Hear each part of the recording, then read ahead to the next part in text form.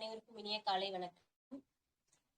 எங்கள் பகைவர் எங்கோ மறைந்தார், இங்குள்ள தமிழர் ஒன்றாதல் கண்டும் என்னும் பாரதிதாசனின் வரிகளோடு இத்தமிழ் வகுப்பை இனிதே தொடங்குவோம். நம்ம கடந்த தமிழ் வகுப்புல மரபு தொடர், ஓமை தொடருக்குலாம் பொருள் பார்த்திருக்கோம். சரியா? பழமொழிகளுக்கு பார்த்திடலாம். பழமொழிக்கு என்னென்ன பொருள் வரும். நமக்கு பெரும்பாலும் பழமொழியோட பொருள் தெரியும், எதுல சொல்லியிருப்பாங்கன்றது தெரியும்.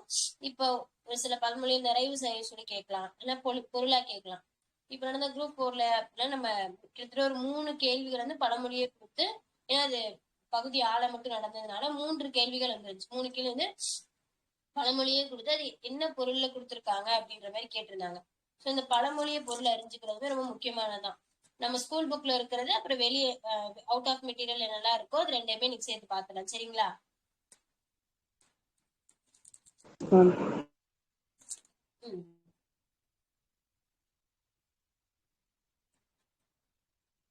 நம்ம ஸ்கூல் புக்ல இருக்கிற பழமொழிலாம் நீங்க என்ன பண்ணிக்கணும் அப்படின்னா, அதாவது ஒரு நிரப்புக மாதிரி அந்த மாதிரிதான் கேட்பேன். நொறுங்க தின்றால் என்ன சொல்லுவோம்? அந்த பழமொழியை நிறைவு செய்க. நொறுங்க தின்றால் என்ன சொல்றீங்க? நொறுங்க தின்றால் டேஷ் வாழ்வு. எப்படி நிறைவு செய்வோம்?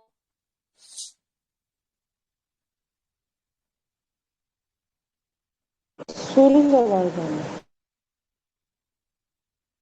புரியல. என்ன நொறுங்க தின்றால் சுருங்க வாழ்வா மேம்? நிறைய நாள் வாழலாம்.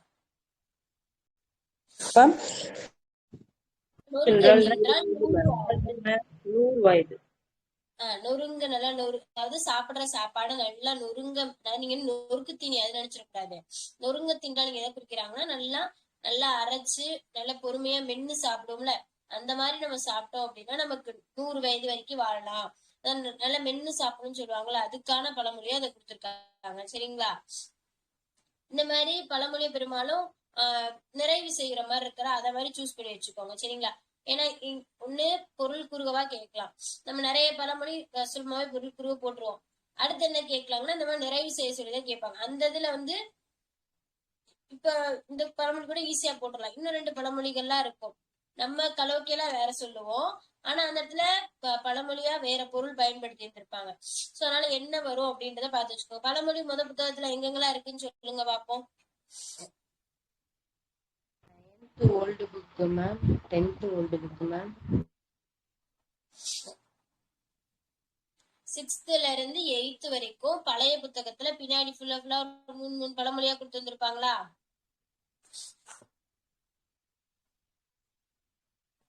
இப்ப எப்படி நம்ம புது புத்தகத்துல கலைச்சொல் படிக்கிறோமோ அது மாதிரி பழைய புத்தகத்துல ஃபுல்லா பழமொழி கொடுத்திருப்பாங்க.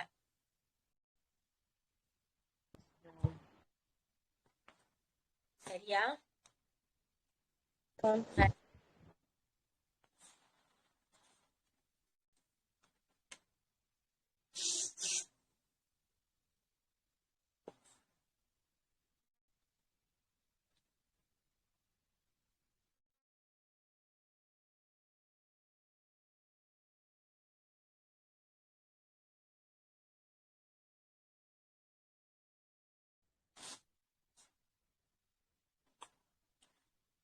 சரி, அந்த பழமொழியில எழுதி வச்சுக்கோங்க. அது இல்லாம நிறைய 9ஆம் வகுப்பு புதிய புத்தகம் பழைய புத்தகம் 9, 10 ரெண்டுலயுமே இருக்கும். 9ஆம் வகுப்பு புதிய புத்தகம் மற்றும் பழைய புத்தகம் ரெண்டுலயுமே பழமொழி கொடுத்து வந்திருப்பாங்க. அந்த பழமொழிலாம் கொஞ்சம் படிச்சு வச்சுக்கோங்க. அதாவது புத்தகத்துல இருந்து எடுத்து எழுதி வச்சுக்கோங்க. இப்ப நான் வெளியே இருந்து இந்த மாதிரி பொருள் கூறுவோம்ல, அந்த மாதிரி பழமொழி எல்லாம் நான் சொல்லிடுறேன். அதுக்கடுத்து நம்ம புத்தகத்துல இருக்க பழமொழியை பாத்துக்கலாம். சரிங்களா? இப்ப நானு எழுதுற மாதிரி கண்டென்ட் நம்ம இதெல்லாம் வெளியே இருந்து பாக்கணுமோ அதுக்கெல்லாம் உங்களுக்கு நோட்ஸ் கொடுத்துறேன்.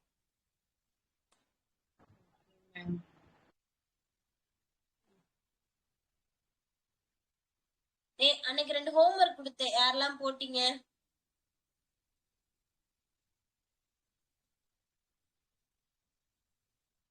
யாருமே போடல அப்படிதானே?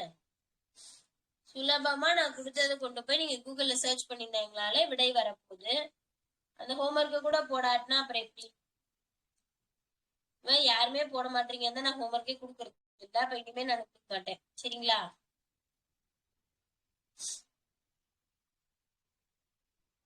சரி, எழுதிக்கோங்க. பழமொழி எழுதுங்க. அடம்பன் கொடியும் திரண்டால் மிடுக்கு. இந்த பழமொழி என்ன பொருள் தருதுன்னு எனக்கு சொல்லுங்க. அடம்பன் கொடியும் திரண்டால் மிடுக்கு. யார் சொல்றா?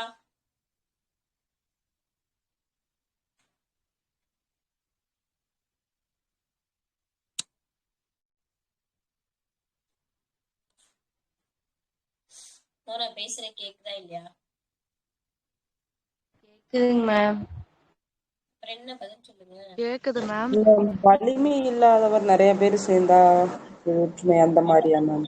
வலிமை இல்லாதவங்க வலிமை இல்லாதவங்களா இருந்தாலும் கூட அவங்க நிறைய பேர் சேர்ந்தா ஒற்றுமை, அதாவது வலிமை ஆயிடும். அப்ப அதுக்கு என்ன பொருள்னா ஒற்றுமையா இருக்கணும் அப்படின்னு சொல்லக்கூடிய ஒரு பழமொழி. அப்ப அடமன் கொடியும் திரண்டால் மிடுக்கு அப்படின்னா ஒற்றுமையை பத்தி குறிக்குது இந்த பழமொழி. சரிங்களா? அடுத்து நமக்கு தெரிஞ்ச பழமொழிதான். அளவுக்கு மீறினால் அமுதமும் நஞ்சு.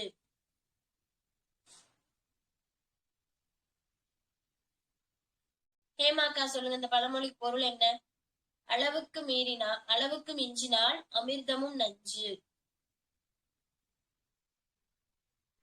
அளவுக்கு மீறி சாப்பிட்டோம்னா அது வந்து அமுதம் ஆனாலும் அது வந்து கெட்டதுதான் அப்படின்னு சொல்றாங்க மேம். எல்லாத்துலயும் அளவோட பயன்படுத்தணும். அமுதான நல்லதுதானன்றதை நம்ம அதிகமா எடுத்துக்கிட்டா கூட அந்த நல்லதே கெட்டதா முடிஞ்சிரும். அப்ப நல்லதோ கெட்டதோ இரண்டையுமே வந்து என்ன பண்ணணுமா, அளவோட எடுத்துக்கணும் அப்படின்னு சொல்றதா வந்து அளவுக்கு மீறினால் அமிர்தமும் நஞ்சு.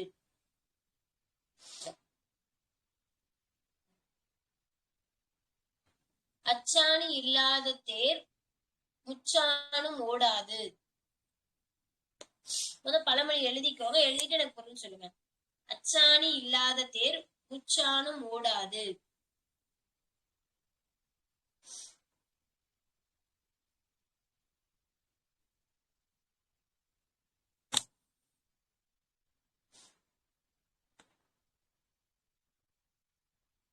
எழுதியாச்சா? அச்சாணி இல்லாத தேர் முச்சானும் ஓடாது.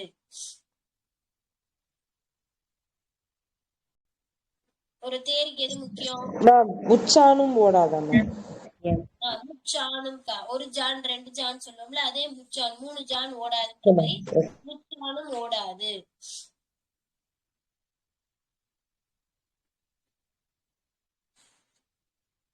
ஒரு தேருக்கு ஒரு முக்கியதே வந்து அந்த சக்கரம் தான் மேம், அந்த அச்சு தான். அது இல்லைன்னா ஒரு ஜான் கூட நகராது. அதான் என்ன சொல்ல வராங்க, ஏதோ ஒரு நிகழ்வு நடக்கணும்னா அந்த நிகழ்வுல முக்கியமானவர் இருந்தாதான் நடக்கும். அவங்க இல்ல அப்படின்னா அந்த கண்டிப்பா நிகழ்வு நடக்காதுல்ல. முக்கியமானவர் இன்றி எக்கருமமும் நடைபெறாது அப்படின்ற பொருள்ல கொடுத்திருக்காங்க.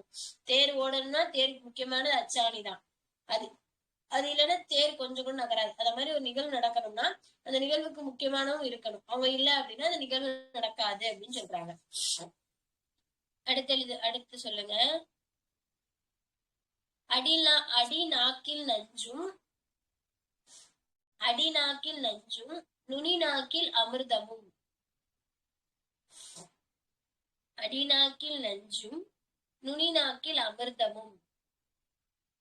அவங்களுடைய அடிமனசுல கெட்டவங்களாதான் இருப்பாங்க. ஆனா சும்மா வாயில மட்டும் நல்லவங்களா பேசுவாங்கல்ல. நான் சொல்றாங்க, உள்ளொன்று வைத்து புறமொன்று பேசுதல். அடிநாக்குல நச்சு, அடிமனசுல கெட்டவங்களா இருப்பாங்க. ஆனா சும்மா பொய்யா பேசிட்டு இருப்பாங்க, நல்லவங்க மாதிரி பேசுவாங்கல்ல, அதை சொல்றாங்க. அடிநாக்கில் நஞ்சும் நுனி நாக்கில் அமிர்தமும்.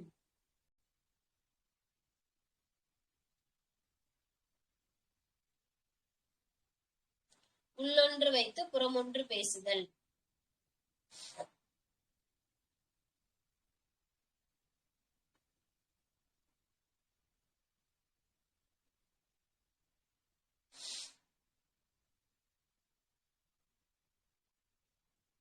அடுத்து எழுதிக்கோங்க.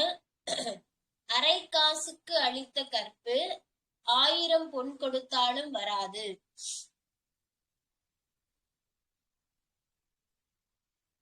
அரை காசுக்கு அளித்த கற்பு 1000 பொன் கொடுத்தாலும் வராது.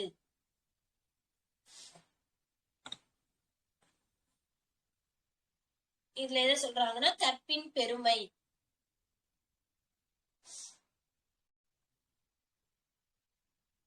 நம்ம ஏதோ ஒரு பொருளை போய் கொடுக்குறோம், அரை காசுக்கு உங்ககிட்ட வித்துட்டோம். திரும்பி நம்ம 1000 காசு 1000 பொண்ணு கொடுத்தா கண்டிப்பா எந்த பொருளா இருந்தாலும் அவங்க திருப்பி கொடுத்துருவாங்கல்ல. இப்ப நம்ம போய் ஏதோ அரை காசுக்கு தான் வித்திருக்கோம், திரும்பி 1000 காசு திருப்பி தரேன்னா அவங்க கண்டிப்பா திருப்பி கொடுத்துருவாங்க. 1000 காசு தான் வேணும், திருப்பி கொடுத்துருவாங்க. ஆனா அப்படி இந்த கற்பை நம்ம ஒரு தடவை கொடுத்துட்டோம்னா திருப்பி பெற முடியாது, அந்த மாதிரி சொல்றாங்க. அதாவது கற்பின் பெருமை.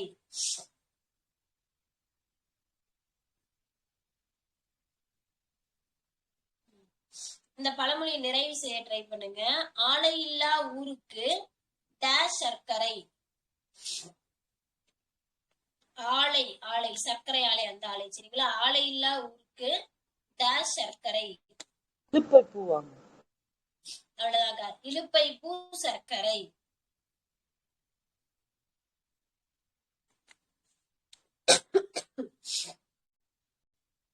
இலுப்பை பூல ரொம்ப கொஞ்சமான இனிப்பு தான் இருக்கும். ஆனா அந்த ஊர்ல ஆலை சர்க்கரை அறை இல்ல அப்படின்னா அப்புறம் என்ன பண்ற, அந்த பூவை தான் நம்பி இருக்கணும்.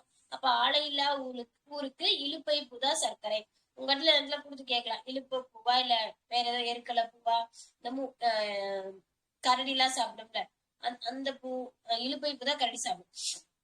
இந்த மாதிரி எந்த பூ ஏதாச்சும் ஏதோ ஒரு பூ அந்த இடத்துல நிறைவு செய்யற மாதிரி கொடுத்து கேட்டலாம், பழமொழியை நிறைவு செய்யணும். சோ இலுப்பை பூ ஞாபகம் வச்சுக்கோங்க. இந்த குறளுக்கு அந்த பழமொழிக்கு பொருள் என்ன கொடுக்குறாங்க அப்படின்னா அர்ப்பனுக்கு மதிப்பு. இலுப்பை பூன்றது ஒரு சாதாரண அற்பமான ஒரு பூ தான், இருந்தாலும் அங்க எதுவுமே இல்லைன்ற போது அதுதான் மதிக்கப்படுது அப்படின்னு சொல்றாங்க.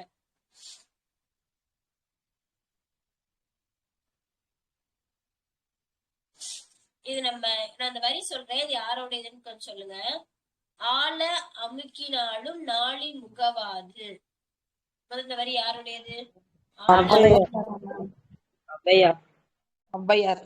யாருடைய? எங்க பாத்திருப்போம்? பாடம் பார்த்தோம், அங்க பாத்திருக்கோம். என்னக்கா சொல்றீங்க மேம்? 6th ஒரு லெசன் பாத்திருக்கோம்ல, இந்த தொழில்நுட்ப அறிவியல், கல்லியோ கொல்லிலி அதெல்லாம் பார்ப்போம்ல, நச்சினை அந்த லெசன். நாளி முகவாது நாள் நாளை பார்த்திருப்போமா? அதாவது இது என்ன அப்படின்னா கொல்லக்கூடிய அளவே தான் கொல்ல முடியும். நம்ம அதுல பார்த்துப்போம், எவ்வளவுதான் தண்ணீரை அமுக்குனாலும் இப்போ ஒரு வேற ஏதோ மாவு பொருள் ஏதோ ஒன்று இருக்குன்னு வச்சுக்கோங்க, நல்லா அமுக்கி ஜார் ஃபுல்லா அடைப்போம். ஆனா அந்த மாதிரி தண்ணியை பண்ண முடியாது, எவ்வளவு பிடிக்க முடியுமோ அவ்வளவுதான் பிடிக்கும் அப்படின்னு சொல்றாங்க. அதாவது கொல்லக்கூடிய அளவே கொள்ளும், ஆளை அமுக்கி முகைக்கணும் அப்படின்னா கொல்லக்கூடிய அளவே கொள்ளும் அப்படின்றதா இதோட பழமொழி சரிங்களா.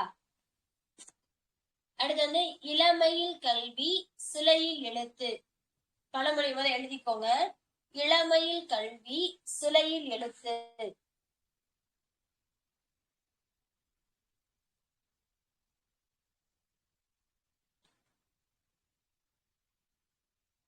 இளமையில கத்துக்கிட்ட கல்வி சிலை மேல எழுத்துன எழுத்து மாதிரி. சிலை மேல எழுத்துன எழுத்து எப்படி இருக்கும்?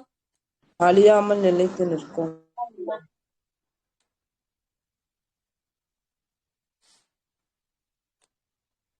அடுத்து இக்கரைக்கு அக்கறை பச்சை.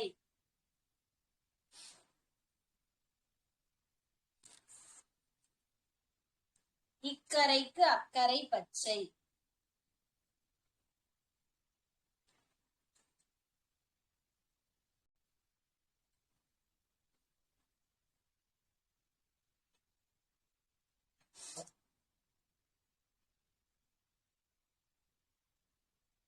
இக்கரைக்கு அக்கறை பச்சை நமக்கே தெரியும்ல.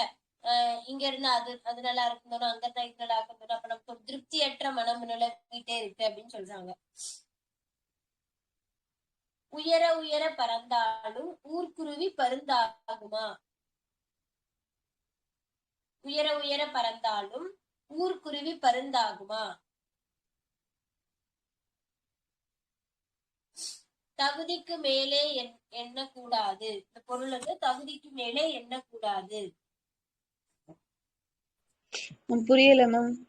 அதாவது இப்ப ஊர்க்குருவி அப்படின்றது நம்ம கிராமங்கள்ல காணப்பட்ட ஒரு சின்ன குருவி. அது உயர உயர பறக்குதுன்றக்கா அதை போய் நம்ம பருந்துன்னு சொல்லுவோமா? பருந்துன்றது பருந்து, அதுக்கு நிறைய தனி சிறப்புகள் இருக்கு. பருந்து உயரமா பறக்கறதுனால நீங்க பருந்துன்னு சொல்றீங்க, ஆனா நானும் உயரமா பறக்கிறேன், என்னையும் பருந்துன்னு சொல்லுங்க அந்த ஊர்க்குருவி சொல்லுச்சுன்னா நம்ம எல்லாம் அதை ஏத்துக்க மாட்டோம்ல. அது மாதிரி அதாவது இது சும்மா சொல்லியிருக்காங்க அந்த காலத்துல, உயர உயர பறந்தாலும் ஊர்க்குருவி பருந்து ஆகுமா? உன் தகுதி என்னவோ நீ அந்த தகுதியோட நிலை. அடுத்த அடுத்த மிக பெருசுக்கெல்லாம் நீ ஆசைப்படாத, எண்ணக்கூடாது அப்படின்னு சொல்ற மாதிரி தகுதிக்கு மேலே எண்ணாதே, தகுதிக்கு மேலே எண்ணாதேன்ற பொருள்ல கொடுத்திருக்காங்க.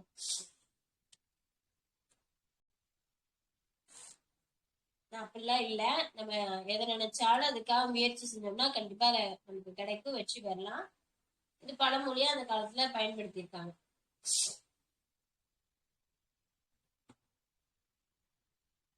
அடுத்து எழுதிக்கோங்க, உரியில் நெய் இருக்க. உரியில், இதுக்கு எந்த ரகரம் பயன்படுத்தணும்? பெரியரா மேம். பெரியரா. வீட்டுல மேல இந்த கட்டி தொங்கோட்டு இருப்பாங்கல்ல, அதான் உரின்னு சொல்லுவோமா, அதுக்கு பெரிய ரகரம். சின்னரா உரி போட்டோம்னா தோலை உரிக்கிறது. தோல் உரித்தல் அந்தரியாயிடும். அப்ப இந்த இதுதான் பெரியரி பொண்ணு. உரியில் நெய் இருக்க ஊரெல்லாம் நெய்க்கு அலைவானேன், அலைவானேன். உரியில நெய்ய வச்சுட்டு ஊரெல்லாம் சுத்திட்டு வர கேட்போம்ல, அதான். வேண்டியதை தன்னிடம் வைத்துக் கொண்டு வேறொருவரிடம் தேடுவது.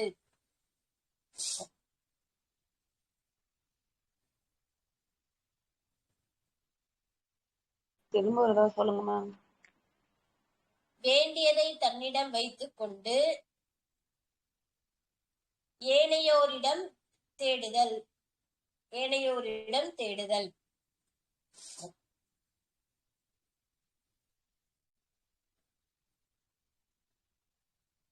ஊர் ரெண்டு பட்டால் கூத்தாடிக்கு கொண்டாட்டமாம். ஊர் ரெண்டு பட்டால் கூத்தாடிக்கு கொண்டாட்டமாம்.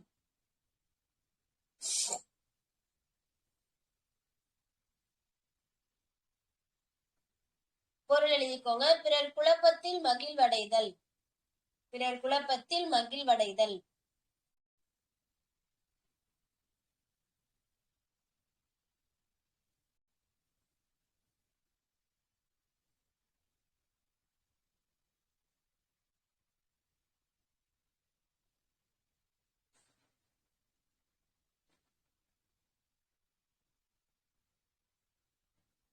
அடுத்து எழுதிக்கோங்க, ஊசி போகுமிடம் பார்ப்பார் உலக்கை போகுமிடம் பாரார்.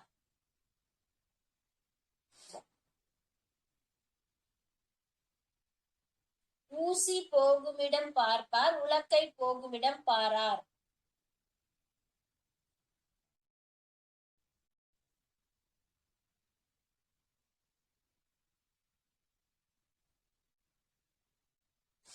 சிறிய விஷயங்களில் கவனம் செலுத்தும் அளவு. பொருளை என்ன கொடுத்துருக்காங்க, சின்ன சின்ன விஷயங்களை கவனம் செலுத்துற மாதிரி பெரிய பெரிய விஷயங்களை கவனம் செலுத்த மாட்டாங்க. செலுத்தாம இருக்கிறவங்களும் இந்த மாதிரி சொல்லுவாங்க. ஊசி போற இடத்துல இப்ப நம்ம எப்படி சொல்லுவோம்னா, அவங்களுக்கு பிடிச்சவங்க ஏதோ ஒரு பெரிய தப்பு பண்ணாலும் கண்டுக்க மாட்டாங்க, ஆனா பிடிக்காத ஒரு சின்ன தப்பு பண்ணாலும் பெருசா பேசுவாங்கல்ல. அதான் ஊசி போற இடத்த கூட நம்ம ஏதாச்சும் ஒண்ணு சின்னதா பண்ணி ஊசி அளவுக்கு எதுவும் பண்ணிட்டா கூட அதை பார்த்து சொல்லிடுவாங்க. ஆனா அவங்களுக்கு பிடிச்சவங்க உலக்க சைஸுக்கு ஒண்ணு பண்ணா கூட ஒண்ணும் கண்டுக்க மாட்டாங்களா, அதான் சொல்லியிருப்பாங்க. இங்க பொருளை என்ன கொடுத்துருக்காங்கன்னா, சிறிய விஷயங்களில் கவனம் செலுத்தும் அளவு பெரிய விஷயங்களில் கவனமின்றி இருத்தல்.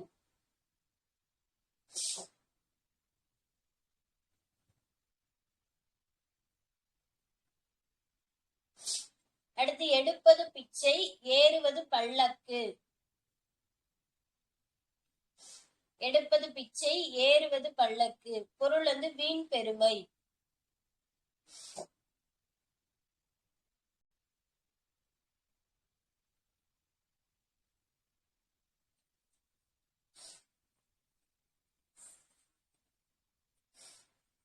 அடுத்து எழுதிக்கோங்க, எச்சில் கையால் காக்கை ஓட்டாதவன்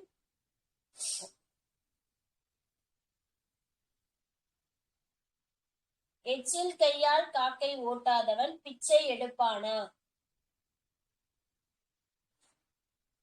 எச்சில் கையால் காக்கை ஓட்டாதவன் பிச்சை எடுப்பானா.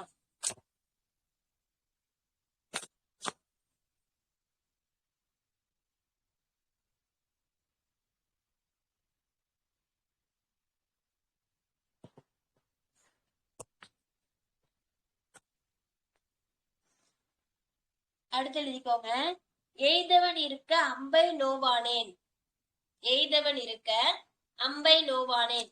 அதாவது அம்பை எய்தவன் யாரோ, நம்ம போய் அம்பை திட்டிக்கிட்டு இருந்தா அது என்ன, அதுக்கு எதுவும் பலன் கிடைக்குமா? எய்தவன் இருக்கு அம்பை நோவானேன்னா நம்ம அம்பை திட்டி ஒரு பிரயோஜனம் இல்லை. அம்பை எய்தது யாருன்னு கண்டுபிடிக்கணும் அப்படின்னு சொல்றாங்க. அடுத்து எழுதிக்கோங்க. எட்டி பழுத்தென்ன ஈயாதார் வாழ்ந்தாரு. ஈயாதார் வாழ்ந்தென்ன ஏற்கனவே இதை பார்த்தோம் நேத்து இதுல ஓமையிலே. எட்டி பழுத்தென்ன ஈயாதார் வாழ்ந்தென்ன பொருள் சொல்லுங்க பாப்போம்.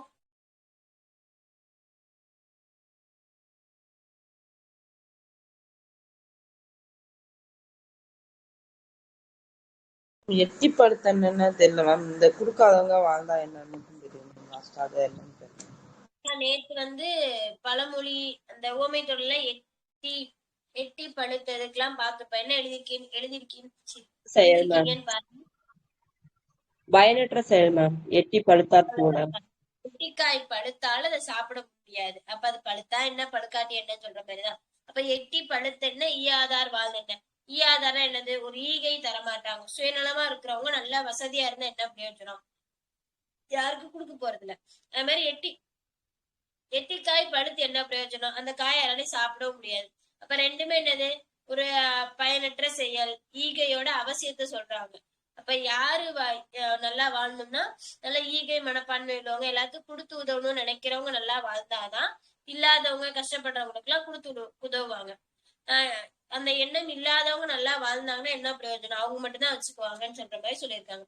எட்டி பழுத்தென்ன ஈயாதார் வாழ்ந்தென்ன.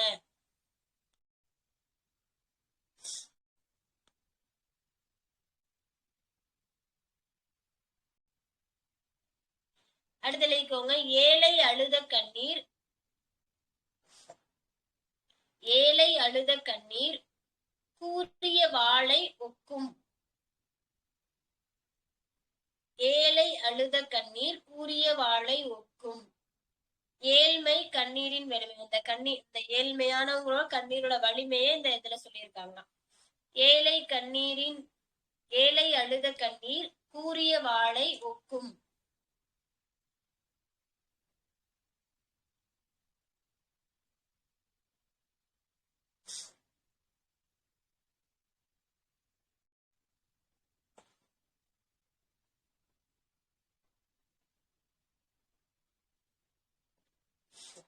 அடுத்து நம்ம இது சொல்லுவாங்கல்ல, இந்த கூழுக்கோ மீசைக்கோ ஒரு பழமொழி சொல்லுவாங்கல்ல, அத மாதிரி இன்னொரு பழமொழி இருக்கு பாருங்களேன்.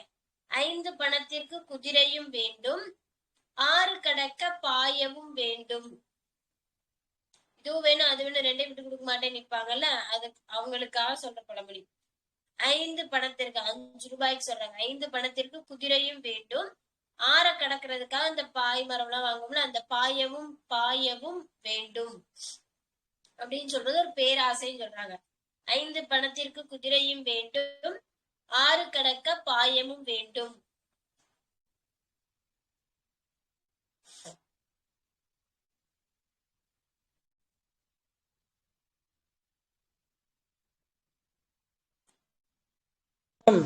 அந்த குதிரையத்தானே மேம் அந்த ஆத்த கடக்கிறதுக்கு பாய வேண்டும் அப்படித்தானே மேம் சொல்றாங்க, இல்ல வேற மாதிரி சொல்றாங்க?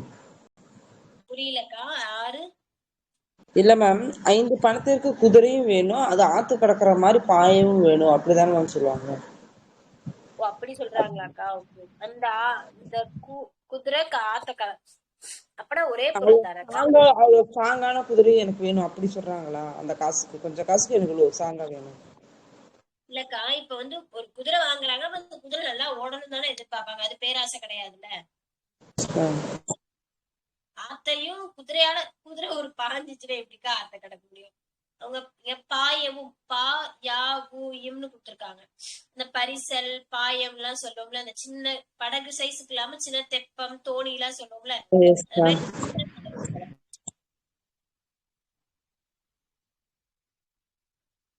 கண்டிப்பா குதிரை பாஞ்சு ஆத்த கடக்க முடியாது. அப்ப வாங்குற குதிரை ஆத்த கடக்கணும் அப்படின்னா அது பேராசை ஒண்ணும் கிடையாது. குதிரையோட வேலையே அதான், இங்க இருந்து இன்னொரு இடத்துல அதை கடத்து கூட்டிட்டு போறது. அப்ப அது எப்படி பேராசை ஆகும்?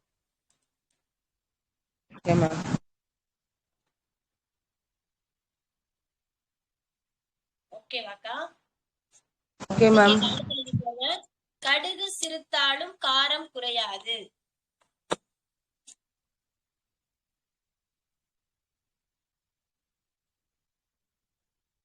ஸ்பீடா எழுதுங்க. கடுகு சிறுத்தாலும் காரம் குறையாது. அதாவது சிறியதானா இருந்தாலும் அதோட சிறப்ப சொல்றாங்க. கடுகு சின்னதாதான் இருக்கு, ஆனா அதோட காரம் எவ்வளவு இதா இருக்கு.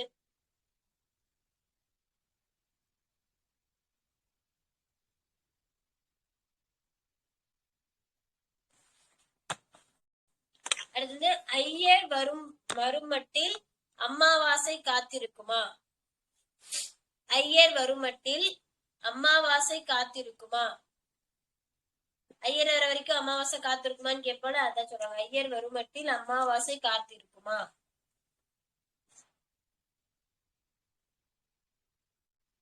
காலம் யாருக்காகவும் காத்திருக்காதுன்னு போட்டுக்கோங்க.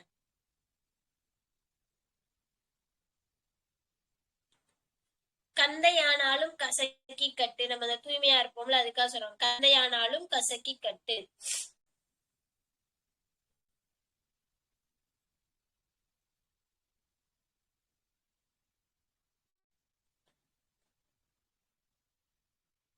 ஒரு கை தட்டினால் ஓசை உண்டாகுமா.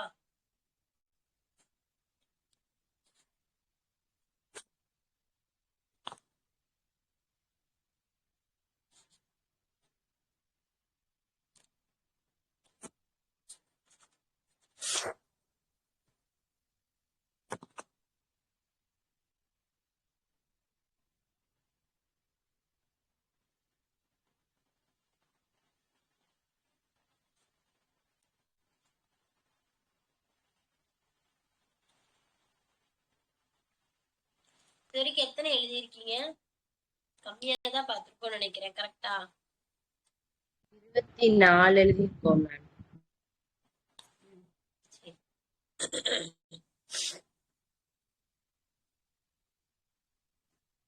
இப்ப நம்ம பார்க்க போறதா ஓரளவுக்கு தெரிஞ்ச பழமொழியதான் இருக்கும். நீங்க கடகடன்னு ஆன்சர் சொல்றீங்கன்னா நம்ம எழுதுங்க. அதாவது விளக்கம் தெரிஞ்சுன்னா எழுத வேணாம், தெரியாத விளக்கத்தை மட்டும் எழுதி வச்சுக்கோங்க. அகத்தின் அழகு முகத்தில் தெரியும்.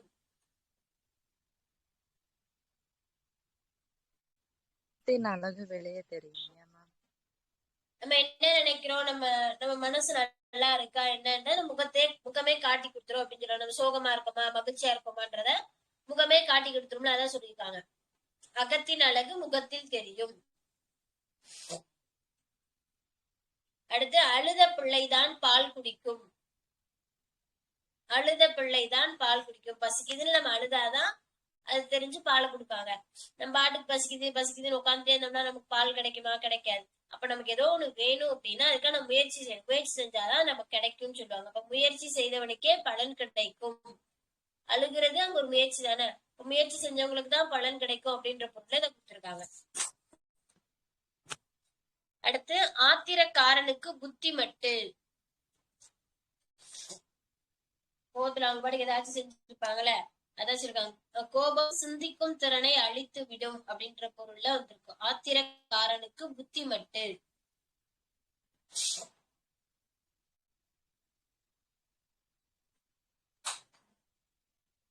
ஆணைக்கும் அடிசருக்கும். ஞான பிசு அது அப்படியே அவ்வளவு திறமையானது அப்படின்னு சொல்லுமா. ஆனா திறமையானவர்களுக்கும் சில நேரம் சரிவுகள் ஏற்படும்ல, அதான் சொல்லியிருக்காங்க. யானைக்கும் அடிசருக்கும்.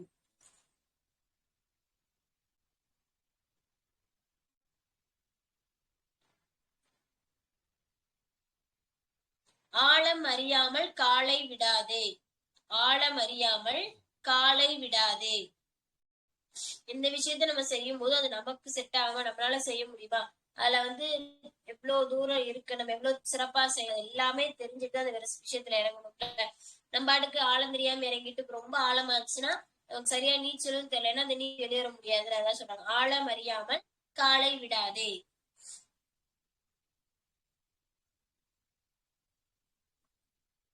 கந்தையானாலும் கசக்கி கட்டு பார்த்தோம். அதோட அடுத்த வரி என்ன வரும்? கூழானாலும் குளித்து குடி. கூழானாலும் குடித்து குடி. அதை எழுதி வச்சுக்கோங்க.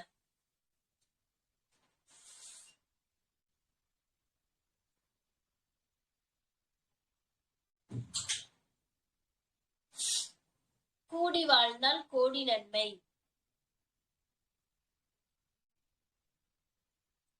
கூடி வாழ்ந்தால் கோடி நன்மை.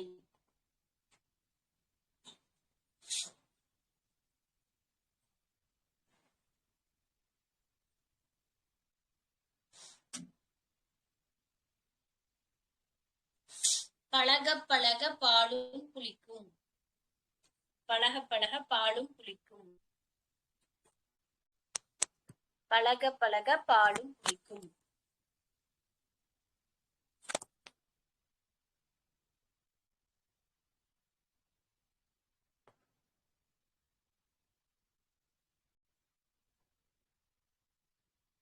குற்றம் பார்க்கில் சுற்றம் இல்லை. நம்ம எல்லாத்துக்கும் குத்தம் கண்டுபிடிச்சே இருந்தோம்னா நம்ம கூட யாருமே இருக்க மாட்டாங்க. சரிங்களா? அதான் குற்றம் பார்க்கில் சுற்றம் இல்லை.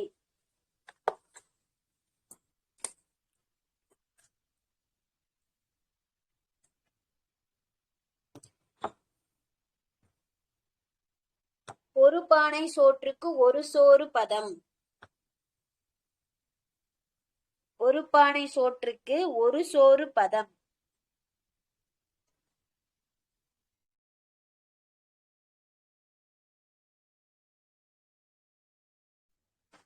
ஒரு பானை சோற்றுக்கு ஒரு சோறு பதம். நம்ம ஒரு ஒரு பானை சோற்றுல ஒரு ஒரு சோறு எடுத்து அமுக்கி பார்த்துட்டு தான் சோறு வெந்துருச்சா, பானை சோறு ஃபுல்லா வெந்துருச்சா வேகலையான்னு பார்க்க மாட்டோம். ஒரு சோறு அமுக்கிதான் பார்ப்போம். நம்ம பாட்டுக்கு எல்லா சோறு வெந்துருச்சா எல்லா சோறையும் உட்காந்து அமுக்கி பார்த்துட்டா இருப்போம்.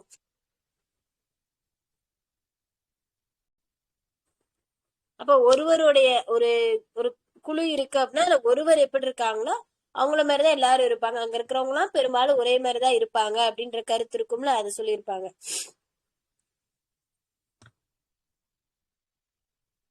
காகம் திட்டி மாடு சாகாது. காகம் திட்டி மாடு சாகாது. இந்த இது சொல்லும்ல, சூரியனை பார்த்து நாய் குலைச்சா நாய்க்குதான் வாய் வலிக்கும்னு சொல்லுவாங்கல்ல, அது மாதிரி. காகம் திட்டி மாடு சாகாது. வீண் பழிக்கு அஞ்சாதே. உண்மை என்னன்னு எல்லாருக்கும் தெரியும். அந்த காக்கா சொல்லுது நான் நீ செத்து போயிருவ அப்படின்னு சொல்றதுக்கு நினைச்சு அந்த மாடு பயப்பட அவசியம் இல்லை. இப்ப காக்கா திட்டுறதுனால மாடு சாக முடியாதுன்றத வீண் பழிக்கு அஞ்சாதேன்னு சொல்றாங்க. எறும்பு ஊற கல்லும் தேயும்.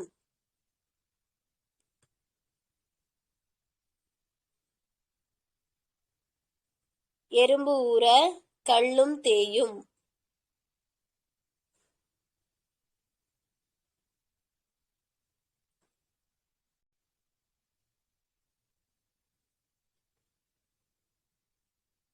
அணை கடந்த வெள்ளம் அழுதாலும் வராது.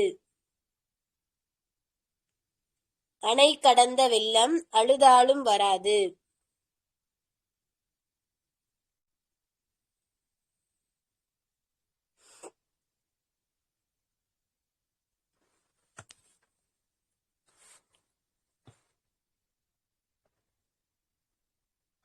அடுத்து கண்டதே காட்சி கொண்டதே கோலம். இது எழுதிட்டீங்களா? இல்ல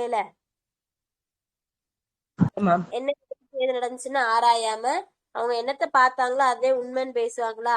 அவங்க அதே கண்டதே காட்சி கொண்டதே கோலம். அவங்க என்னத்தை பாக்குறாங்களோ அதை வச்சே பேசிட்டு இருப்பாங்க. என்ன நடந்துச்சு ஏது நடந்துச்சு எதுவுமே ஆராயாதவங்கள அப்படி சொல்றாங்க. கண்டதே காட்சி கொண்டதே கோலம்னு பேசாத அப்படின்னு சொல்றாங்க.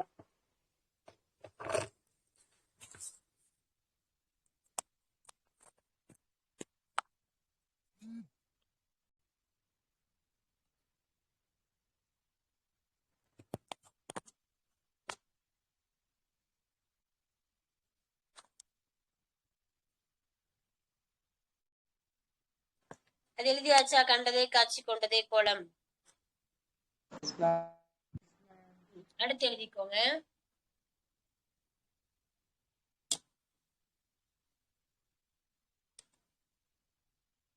தானாடா விட்டாலும் தன் தசையாடும். தானாடா விட்டாலும் தன் தசையாடும்.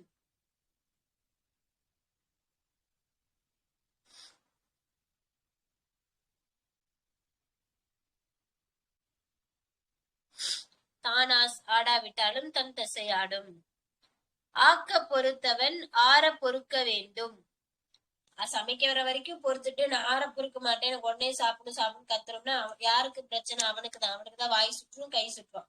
ஆக்க பொறுத்தனி அது ஆற வரைக்கும் வெயிட் பண்ணணும் அப்படின்னு சொல்றாங்க. அதான் ஆக்க பொறுத்தவன் ஆற பொறுக்க வேண்டும்.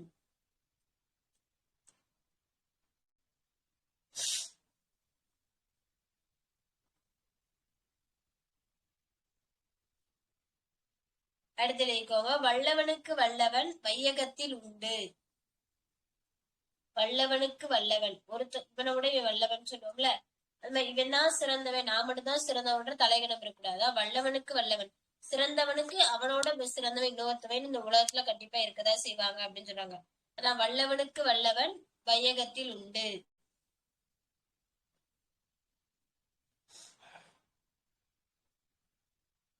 நெருப்பில்லாமல் புகையாது.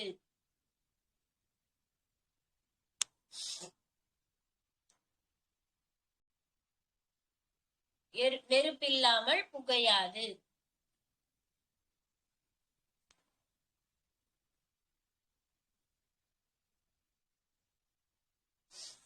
எருமை வாங்கும் முன் நெய்க்கு விலை பேசாதே. அளவுக்கு மீறி நம்மளா எருமை மாடு வாங்குவோம், அந்த பாலை கறப்போம், விற்போம், அதுல தயிர் ஊத்துவோம், கடைவோம், நெய் கிடைக்கும் அப்படின்னு நம்ம பாடி என்னத்தையாச்சும் பேசியிருக்க கூடாது. கற்பனையில மீன் கற்பனையில இருக்கக்கூடாது. அதான் எருமை வாங்கும் முன் நெய்க்கு விலை பேசாதே.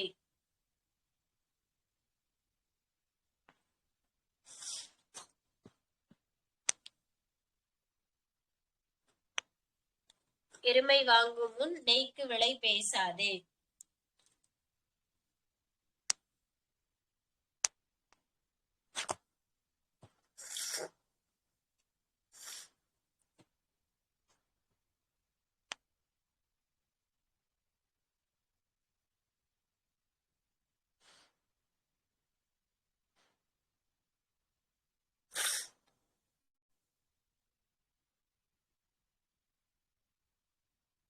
அடுத்து நமக்கு எல்லாம் தெரிஞ்ச பழமொழி. ஆனைக்கு ஒரு காலம் வந்தால் பூனைக்கு ஒரு காலம் வரும்.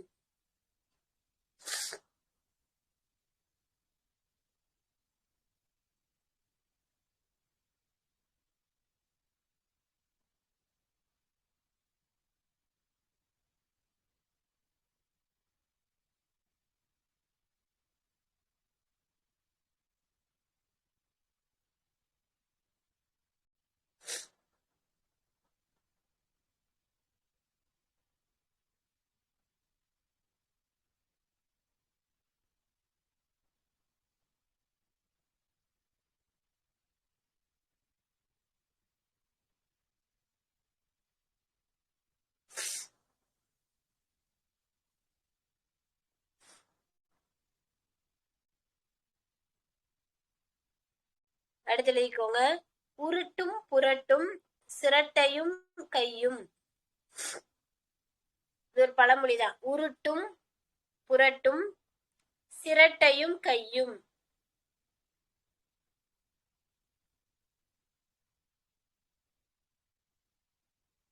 உருட்டும் புரட்டும் சிரட்டையும் கையும்.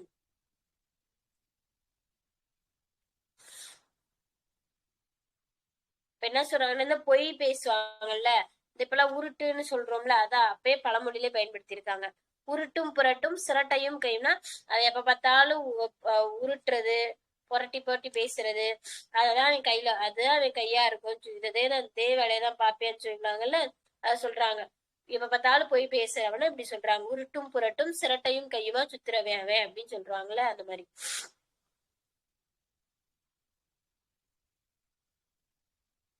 இறக்க போனாலும் சிறக்க போ. நம்ம இறந்தே போக போனாலும் நம்ம சிறப்பா இருக்கணும்னு சொல்றாங்க. அதான் வறுமையிலும் இருந்தாலும் வறுமையிலும் செம்மையா இருக்கணும், சிறப்பா இருக்கணும்னு சொல்றாங்க. இறக்க போனாலும் சிறக்க போ.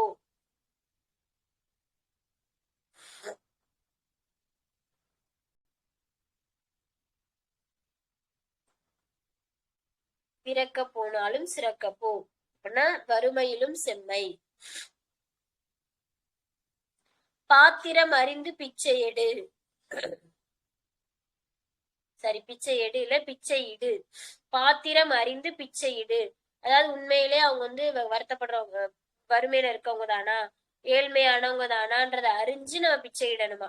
சும்மா வேஷம் போட்டு வருவாங்கல்ல, அவங்களுக்கு எல்லாம் போடக்கூடாதுன்னு சொல்ற. அதாவது வேடதாரிகளை நம்பாதே அப்படின்னு சொல்றாங்க. அதுல பாத்திரம் அறிந்து பிச்சை இடு.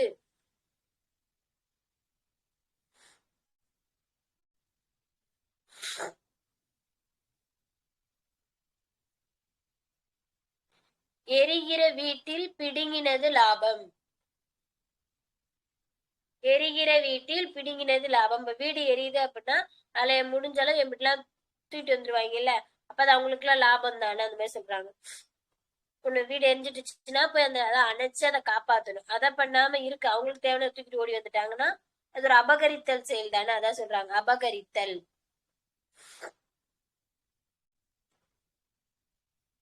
கண் கெட்ட பின் சூரிய நமஸ்காரம். வாய்ப்பு கிடைக்கும் போதெல்லாம் பயன்படுத்தாம பின்னாடி எனக்கு வாய்ப்பு கண்ணு கெட்டு போச்சுப்ப இப்ப நான் பயன்படுத்துறேன் எனக்கு வேணும் வேணும்னு கேட்டா என்ன பண்ண முடியும்? அதான் கண் கெட்ட பின் சூரிய நமஸ்காரம்.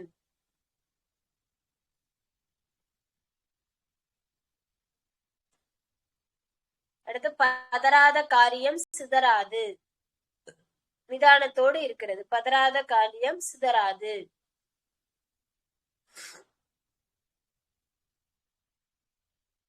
ஆடு நினைகிறது என்று ஓநாய் அழுதுதாம். ஓநாய்க்கு ஆடு மேல என்ன பாசம்? ஒரு பாசம் இல்ல. அதுக்கு எப்படாத வேட்டையாடி சாப்பிடலாம் தான் வெயிட் பண்ணிட்டு இருக்கோம். சும்மா அழுகுற மாதிரி நீ நீ அழுகுற எனக்கு ரொம்ப கஷ்டமா இருக்குன்னு இப்படியே ஆசை வார்த்தை காமிச்சு பேசி ஆடை ஏமாத்தி அதை பின்னாடி சாப்பிட்டுரும்ல. அப்ப வந்து பாசாங்குத்தனம். அது உண்மையான அன்பு இல்ல, பொய்யா நடிப்பாங்கல்ல, அது வந்து பாசாங்குத்தனம் சொல்றாங்க. ஆடு ஆடு நினைகிறது என்று ஓநாய் அழுதுதான்றது பாசாங்குத்தனம். நினைக்கிறதா? நனைகிறதுக்கா? மலையில நினையும்ல, ஆடு நினைகிறது. நினைகிறது மலையில் நினைதல். நனைதல். ஆடு நனைகிறது என்று ஓநாய் அழுததாம்.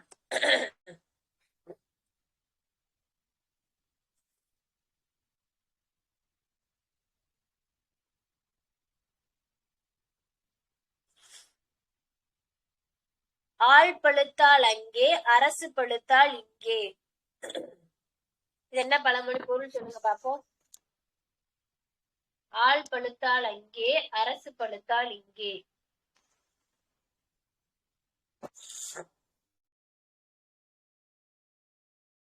ஆலமரம் அரச மரத்தை வச்சு ஒப்பிட்டு இருக்காங்களா? சூப்பர். ஒரு பறவை என்ன பண்ணும்னா ஆலமரம் பறிச்சுச்சுன்னா அங்க போய் சாப்பிடும். அடுத்து அரச மரம் பழுத்துருச்சுன்னா இங்க வந்துடும். அப்ப இங்கே அங்கேயும் மாறி மாறி போயிட்டே இருக்குல்ல, அதான் சொல்றாங்க ஆள் பழுத்தால் அங்கே அரசு பழுத்தால் இங்கே. இது இங்கே அங்கேயும் மாறி மாறி ஓடிக்கிட்டே கிடக்குன்னு சொல்றாங்க. பச்சோந்தி தன்மை, இடமிட்டு இடம் மாறுதல், அந்த மாதிரி பொருள் போட்டு வச்சுக்கோங்க.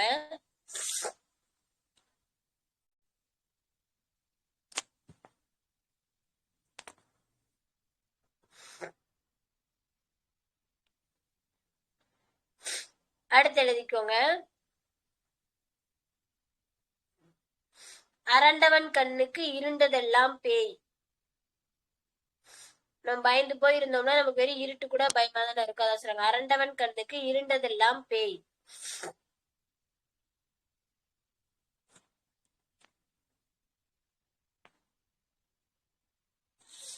சிறுதுளி சிறுதுளி பெருவெள்ளம். சிறுதுளி பெருவெள்ளம்.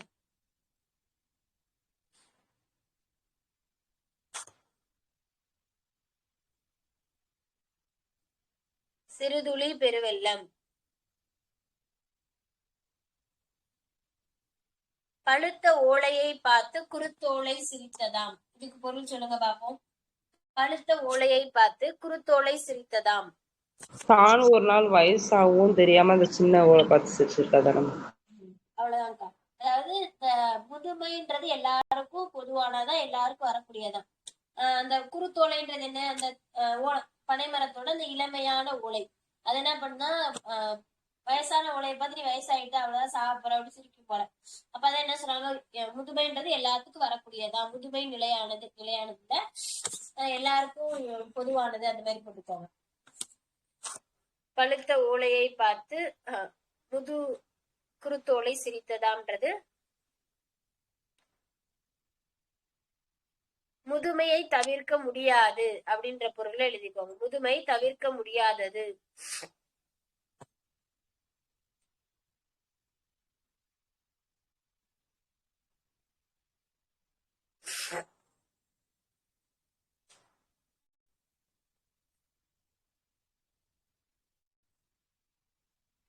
அடுத்து வந்து உண்ட வீட்டுக்கு ரண்டகம் செய்யாதே. உண்ட வீட்டுக்கு ரண்டகம் செய்யாதே, துரோகம் செய்யாதேன்ற பொருள்ல கொடுத்திருக்காங்க. உண்ட வீட்டுக்கு ரண்டகம் செய்யாதே.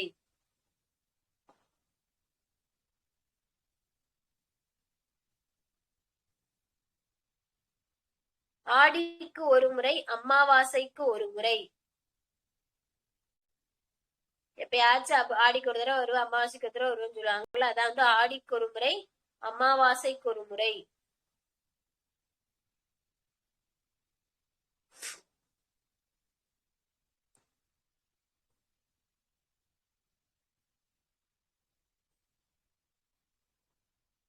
அடுத்து எழுதிக்கோங்க. நொய்யரிசி கொதிக்கு தாங்காது. நொய்யின்னு தான் கொடுத்துருக்காங்க. நொய்யரிசி கொதிக்கு தாங்காது. கொதிக்க விட என்ன பண்ணணும், குழஞ்சு போயிடும், ஏதாச்சும் ஆயிடும்ல. அப்ப அதுக்கு என்ன சொல்றாங்க அப்படின்னா, ஏன் அது குழஞ்சு போகுது, அது ரொம்ப சாஃப்டா இருக்கும், கொதிக்க விடணும்னா டக்குன்னு குழஞ்சிருக்குல. அதாவது இலகிய மனம் கொண்டவர்கள் எதையும் தாங்க மாட்டார்கள், அந்த பொருளை தராங்க. நொய்யரிசி கொதிக்கு தாங்காது.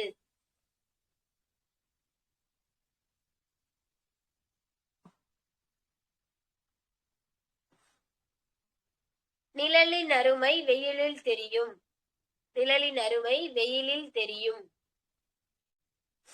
ஒரு விஷயம் இல்லாத போதுதானே அதோட பெரும் சிறப்பு தெரியும். அந்த சொல்றாங்க, நிழலின் அருமை வெயிலில் தெரியும்.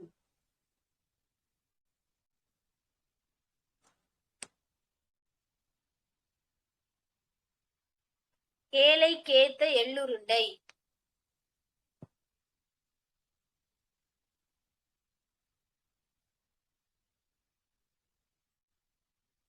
நமக்கு எது வேணுமோ, அதாவது நமக்கு கிடைச்ச வச்சு திருப்தி அடைஞ்சுக்கணும். எனக்கு வெறும் எள்ளுருண்டை தான் கிடைச்சிருக்குன்னு கவலைப்படக்கூடாது. ஏழைக்கேத்த எள்ளுருண்டை. ஜாடிக்கேத்த மூடி. ரெண்டு பேரும் சரியா, ஒருத்தருக்கு ஒருத்தர் சரியா இணையா இருப்பாங்கல்ல, அவங்கள ஜாடிக்கேத்த மூடி அப்படின்னு சொல்றாங்க.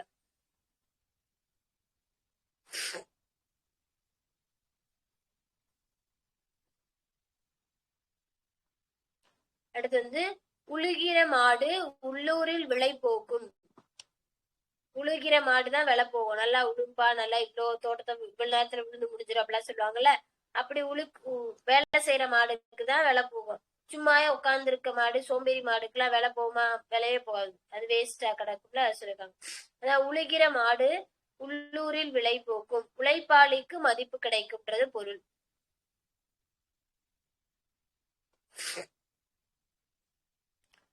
இது ரொம்ப நல்லதா இருக்கும். இந்த பழமொழி பாருங்களேன்.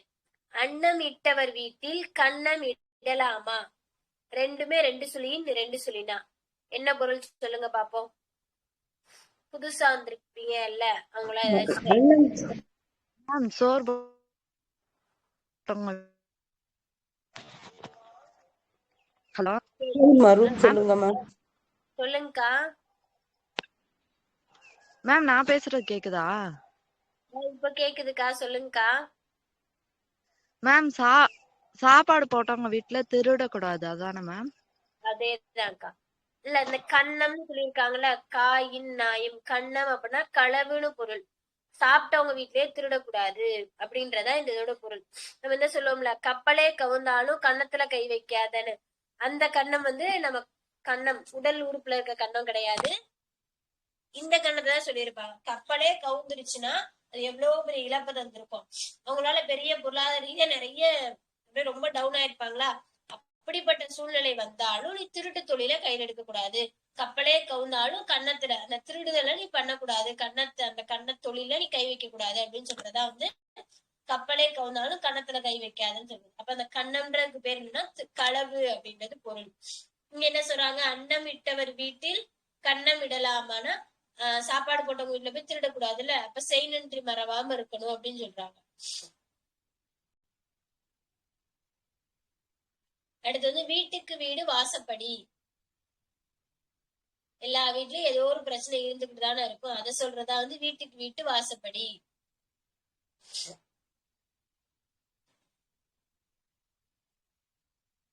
அடுத்து எழுதிக்கோங்க, இது நம்மளாம் கொஞ்சம் பயன்படுத்திருப்போம் இந்த பழமொழிய. கொடுப்பது உலக்கு பால், உதைப்பது பல்லு போக. அந்த மாடு வந்து கொஞ்சம் பால் தான் கறக்குதான், ஆனா அந்த பால் கறக்கும்போது நம்மள உதைக்கும்ல, அது பல்லு அவ்வளோ உதைக்குது ஆனா அப்படி உதச்சு நிறைய பால் கொடுத்தாலும் பரவாயில்ல. இப்படி உலக்க சைஸ்ல தான் பால் கொடுக்குற, அந்த உலக்கு சைஸ்ல தான் பால் கொடுக்குற, ஆனா பல்லு போ உதைக்கிற அப்படின்னு சொல்லுவாங்கல்ல. அதான் கொடுப்பது உலக்கு பால், உதைப்பது பல்லு போக, குறைவாக கூலி அதிகமான வேலை. உழைப்பது அந்த உழைப்பது உதைப்பதுதான் போட்டிருக்காங்க. உதைப்பது பல்லு போக.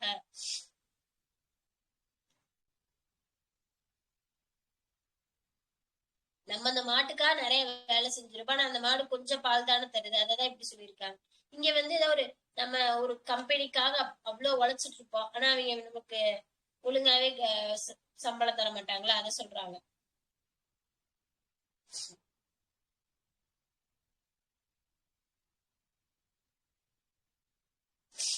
அடுத்து எழுதிக்கோங்க. தானாக கனியாதது தடி கொண்டு அடித்தால் கனியுமா? தானாக கனியாதது தடி கொண்டு அடித்தால் கனியுமா? இங்க வந்து ஒழுக்கத்தை பத்தி பேசியிருக்காங்க. இயற்கையாவே ஒழுக்கமா இருக்க வேண்டும்.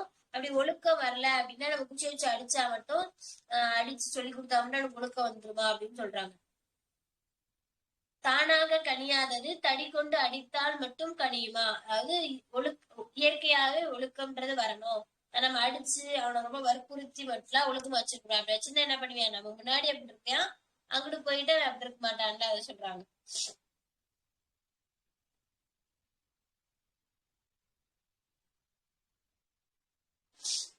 அடுத்து எழுதுங்க. உலை வாயை மூடினாலும் ஊர்வாயை மூட முடியாது. இந்த கிராமங்கள் எல்லாம் ரகசியத்தை காப்பாத்திக்க முடியாது, பாட்டுக்கு அவங்க விஷயத்துக்கு பேசுவாங்கல்ல, அதான் சொல்லிருக்காங்க. உலைவாயை மூடினாலும் ஊர்வாயை மூட முடியாது.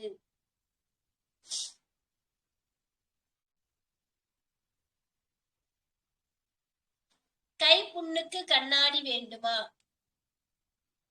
இது என்ன பொருளை கொடுத்திருக்காங்க? கை புண்ணுக்கு கண்ணாடி வேண்டுமா?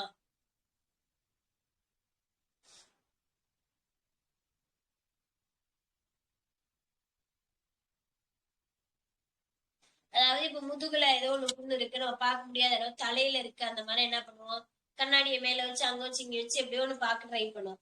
கையிலதான் புண்ணு இருக்கு, அதுக்கு எதுக்கு கண்ணாடி? அப்ப தெளிவா தெரியக்கூடிய செயல் நம்மளே சுலபமா செஞ்சிடலாம், அதுக்கு எதுக்கு இவ்வளவு கஷ்டப்படுற, அதுக்கு எதுக்கு கண்ணாடி அப்படி இப்படின்னு ஓவர் பில்டப் கொடுக்குறேன்னு கேக்குற மாதிரி தெளிவாக செய்யக்கூடிய செயல். அதாவது கை புண்ணுக்கு கண்ணாடி தேவையான்னு கேக்குறாங்க. குடிப்பது கூழ், கொப்பளிப்பது பன்னீர். குடிப்பது கூழ், கொப்பளிப்பது பன்னீர்.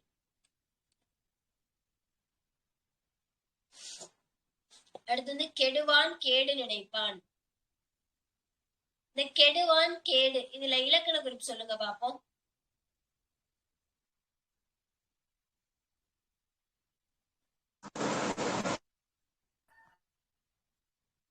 கெடுவான்றது இன்மையாங்கனி பேரு தானே மேம்? ஓகேக்கா, இந்த கெடுன்றது கேடுன்னு மாறி இருக்குல்ல, இதுக்கு என்ன இலக்கண குறிப்புன்னு கேக்குறேன். முதல்நிலை திரிந்த தொழிற்பெயர் அப்படின்னு. முதல்நிலை தெரிந்த தொழிற்பெயர். அதான் கெடுவான். யாரு கெட்டு போவாங்க அப்படின்னா, யாரெல்லாம் கேடு நினைக்கிறாங்களோ, இவங்களை இப்படி பண்ணணும் அப்படி பண்ணணும் இந்த தப்பா நினைப்பாங்கல்ல, அவன் தான் முதல்ல கெட்டு போவான் அப்படின்னு சொல்றாங்க. கெடுவான் கேடு நினைப்பான். தீங்கு செய்தவரை தேடி அழிவும் வரும்.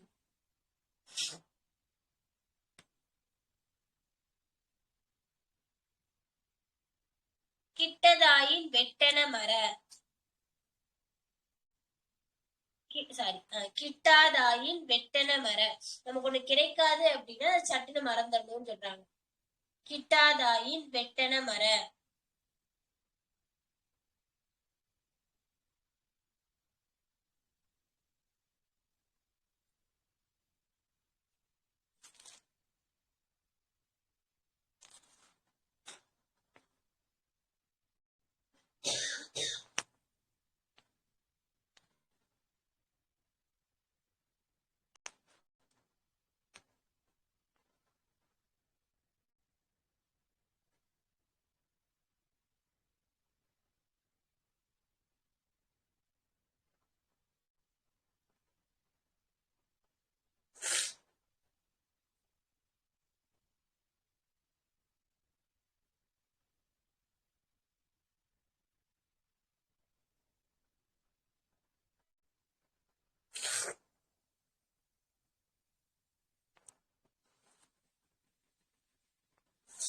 அடுத்து எழுதிக்கோங்க.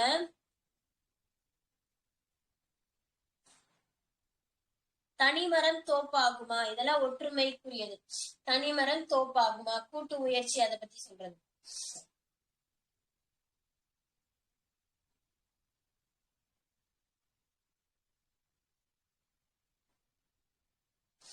ஊர் ரெண்டு பட்டால் கூத்தாடிக்கு கொண்டாட்டம், எல்லாம் பார்த்துட்டோம்ல. பணம் பாதாளம் மட்டும் பாயும். பணம் இருந்தா என்ன வேணா செய்யலாம்னு சொல்ற மாதிரி, பணம் பாதாளம் வரைக்கும் பாயும் சொல்லுவாங்களா, அதான். பணம் பாதாளம் மட்டும் பாயும். பணத்தின் வலிமை பெரியது அப்படின்னு சொல்றாங்க. அடுத்தலைக்கோங்க, இறைக்கின்ற கிணறே ஊறும். நீர் இறைப்போம்ல, அதுக்கு பெரிய ரகரம். இறைக்கின்ற கிணறே ஊறும். தண்ணியில கிணத்து தண்ணியை இறைக்காம வச்சிருந்தோம்னா தண்ணி ஊறாது, இருக்கிற தண்ணி அப்படியே இருக்கும், சில வத்தி கூட போயிடும். ஆனா நம்ம தண்ணியை இறக்கதான் தண்ணி ஊறிட்டே இருக்குமா. நம்ம வள்ளல் தன்மையின் பெருமை. நம்ம கொடுக்க நம்ம பிறருக்கு தானம் பண்ணதான் நமக்கு வளரும். நம்ம காசு நம்ம சேர்த்து வச்சிட்டோம்னா அது அப்படியேதான் கிடக்கும், வளராது, ஒரு பிரயோஜனம் இல்லை. ஆனா நம்ம இல்லாதவங்களுக்கு கொடுக்க இறைக்க நமக்கு ஊறும் அப்படின்னு சொல்றாங்க. அதாவது வள்ளல் தன்மையோட பெருமையை சொல்றாங்க. இறைக்கின்ற கிணறே ஊறும்னு. இட்டு கெட்டார் எவரும் இல்லை, அந்த மாதிரி அந்த பழமொழி கேட்டாப்லே கொடுத்து கெட்டுட்டு போயிட்டேன் அப்படின்னு இங்க யாரும் இல்லை அப்படின்னு சொல்றாங்க. இட்டு கெட்டார் எவரும் இல்லை.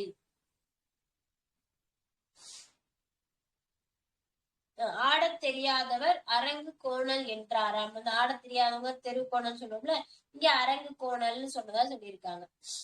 தெரியாத விஷயத்த கூறி அவமானம், அதாவது தெரியாத விஷயத்த எனக்கு தெரியாதுன்னு சொல்லாம அதுக்கு வேற ஏதோ ஒண்ணு காரணத்தை சொல்லிட்டு இருக்குது.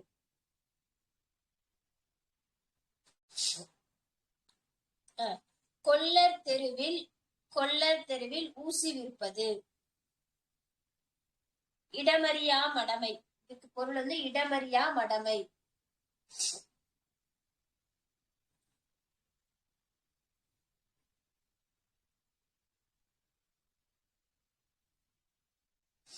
சங்கு சுட்டாலும் வெண்மை தரும். சங்கு சுட்டாலும் வெண்மை தரும். நம்ம சுடுறதுன்றது நம்ம அந்த சங்கு கஷ்டப்படுத்துற மாதிரிதான். இருந்தாலும் அந்த சங்கு என்ன பண்ணுது, வெள்ளையா மாறுதா. அதான் தனக்கு தீங்கு செய்தாலும் சான்றோர் நன்மையே செய்வர். சங்கு சுட்டாலும் வெண்மை தரும். என்ன சொல்றாங்கன்னா, தனக்கு தீங்கு செய்தாலும் சான்றோர் நன்மையே செய்வர்.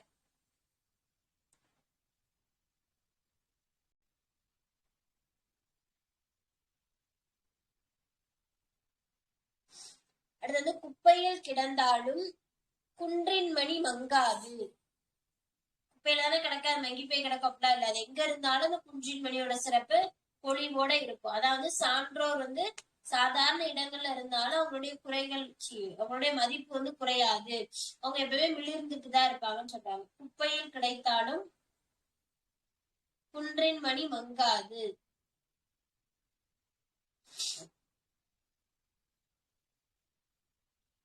அடுத்து ஜான் ஏற முளம் சறுக்குமாம்.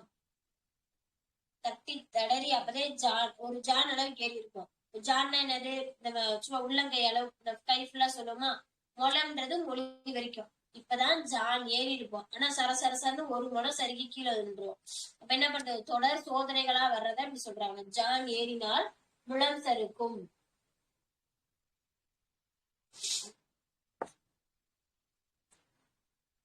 அடுத்து திக்கற்றவருக்கு தெய்வமே துணை. எதுவுமே தெரியல, ஒண்ணுமே முடியல, சரி இப்படி கடவுள் மேல வார்த்தைப்பட்டு என்ன நடக்குதுன்னு உட்கார்ந்துரும்ல, சொல்றாங்க. திக்கற்றவனுக்கு தெய்வமே துணை.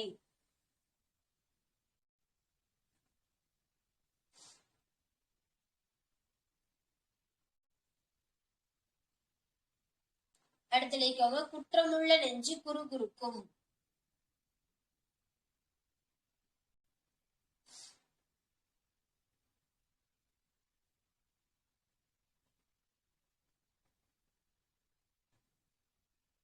அடுத்து எட்டா பழத்திற்கு கொட்டாவி விடாதே. ஒரு பழம் கிடைக்காது, ஏதோ ஒண்ணு கிடைக்கான்னு தெரிஞ்சு போச்சு, அதுக்கு வீணா முயற்சி செஞ்சுட்டு நேரத்தை தப்பான இடத்துக்கு போய் செலவழிக்கணும். அதான் எட்டா பழத்திற்கு கொட்டாவி விடாதே.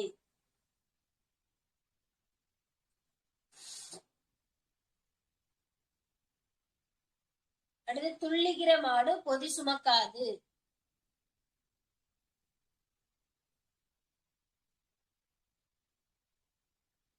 நேத்து நம்ம சார் கொடுத்தாங்கல்ல, சொன்னாங்கல்ல, நம்ம என்ன படிச்சிருப்போம் இது வரைக்கும், ஐந்தில் விளையாதது ஐம்பதில் விளையாதுன்னு. சார் என்ன சொன்னாங்க? ஐந்தில் விளையாதது ஐம்பதில் விளையாது. ரெண்டுமே எழுதி வச்சுக்கோங்க. ஐந்தில் விளையாதது ஐம்பதில் விளையாது எழுதிக்கோங்க. ஐந்தில் விளையாதது ஐம்பதில் விளையாதது எழுதிக்கோங்க. அடுத்து விளையும் பயிர் முளையிலேயே தெரியும். ஒருத்தவங்களோட சின்ன வயசுல இருந்தே அவங்களுடைய குணநலங்களை நமக்கு கண்டுபட்டுரும்ல, கண்டுபிடிச்சிருவோம்ல, அதை சொல்றாங்க. விளையும் பயிர் முளையிலேயே தெரியும்.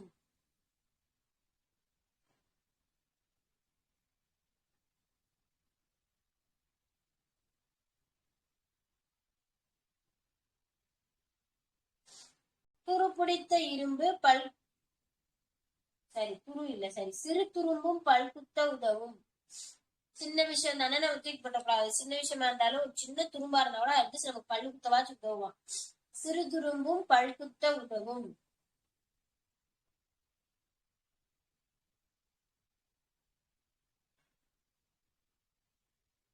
காக்கைக்கும் தன் குஞ்சு பொன் குஞ்சு.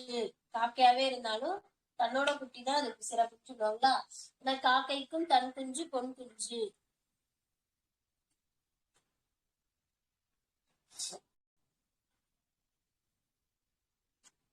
உப்பிட்டவரை உள்ளளவும் நினை எழுதணுமா?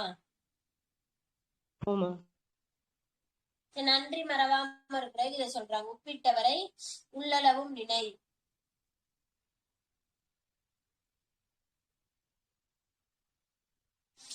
அடுத்து வந்து அடிமேல் அடித்தால் அம்மியும் நகரும். விடாமுயற்சிக்காக சொல்லக்கூடியது. எறும்பு ஊற கல்லும் கரையும் பார்த்தோமா, அதுவும் இதெல்லாம் ஒரே மாதிரிதான். அடிமேல் அடித்தால் அம்மியும் நகரும்.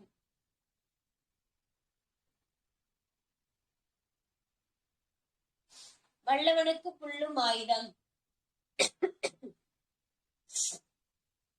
அவங்க திறமை மேல் நம்பிக்கை வச்சு ஒரு சின்ன புள்ள கூட ஆயுதமா பயன்படுத்துவாங்கல்ல.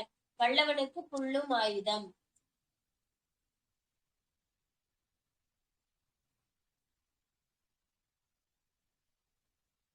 காற்றுள்ள போதே தூற்றிக்கொள். காத்து எப்ப அடிக்குதோ அப்பதான் நெல்லோ ஏதோ ஒண்ணு உண்மையெல்லாம் தூத்த முடியும். காத்து போனதுக்கு அப்புறம் இல்ல காத்தடிக்குமே எனக்கு டயர்டா இருக்கு நான் அப்புறமேல் வரேன்னு சொல்லிட்டு நீ வரும்போது திரும்பி காத்தடிக்குமா? அடிக்காதுல்ல. இப்ப காத்து எப்ப அடிக்குதோ அப்ப தூற்றிக்கணும். அப்ப வாய்ப்பு எப்ப கிடைக்குதோ அந்த வாய்ப்பை சந்தர்ப்பத்தை சரியா பயன்படுத்திக்கணும் அப்படின்னு சொல்றாங்க. ஏட்டு சுரக்காய் கறி குதவாது. நேத்தே பார்த்தோமா, இது எதுக்கு பார்த்தோம்? பட்டறிவில்லாத படிப்பறிவு. பட்டறிவில்லாத படிப்பறிவு. அதுதான் கொடுத்திருக்காங்க. அகல உழுவதை விட ஆழ உழுவதே மேல்.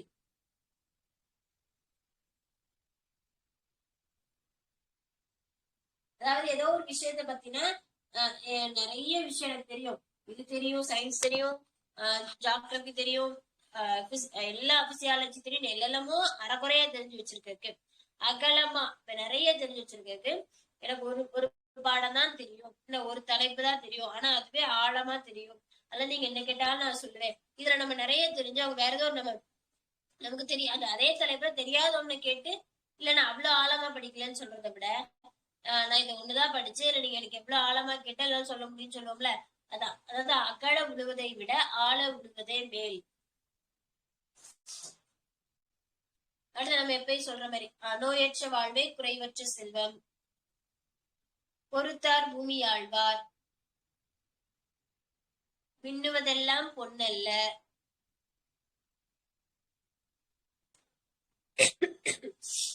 கூடி வாழ்ந்தால் கோடி நன்மை.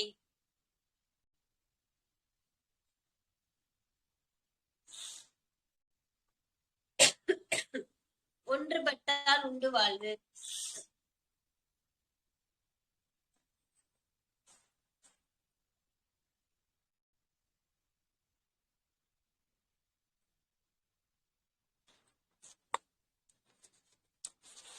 நாம் ஒன்று நினைக்க தெய்வம் ஒன்று நினைக்கும், பழிக்கு பழி, இதெல்லாம் எங்க இருக்குன்னா நம்ம புத்தகத்துல எல்லா இடத்துலயும் கொடுத்துருப்பாங்கல்ல, அந்த பழமொழிகளை கொஞ்சம் எழுதி வச்சுக்கோங்க. அப்புறம் நம்ம 7th புக்குன்னு நினைக்கிறேன், 7th நியூ புக்ல விரிவானம், இந்த துணை நடப்பாட பகுதி இருக்குல்ல, அங்க ஒரு சொலவடைன்னு ஒரு லெசன் கொடுத்துருப்பாங்க. உங்களுக்கு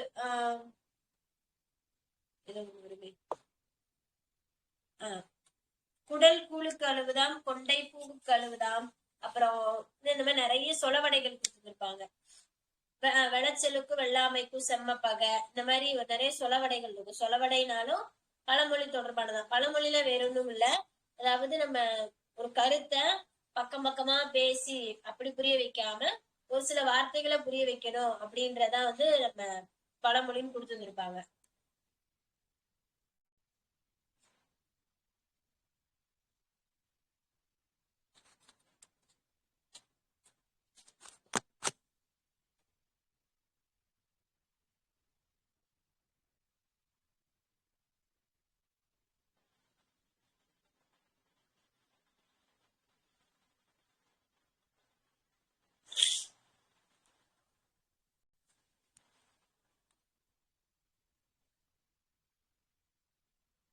சரி, அந்த சொலவடையெல்லாம் மட்டும் சொல்றேன், எழுதி வச்சுக்கோங்க.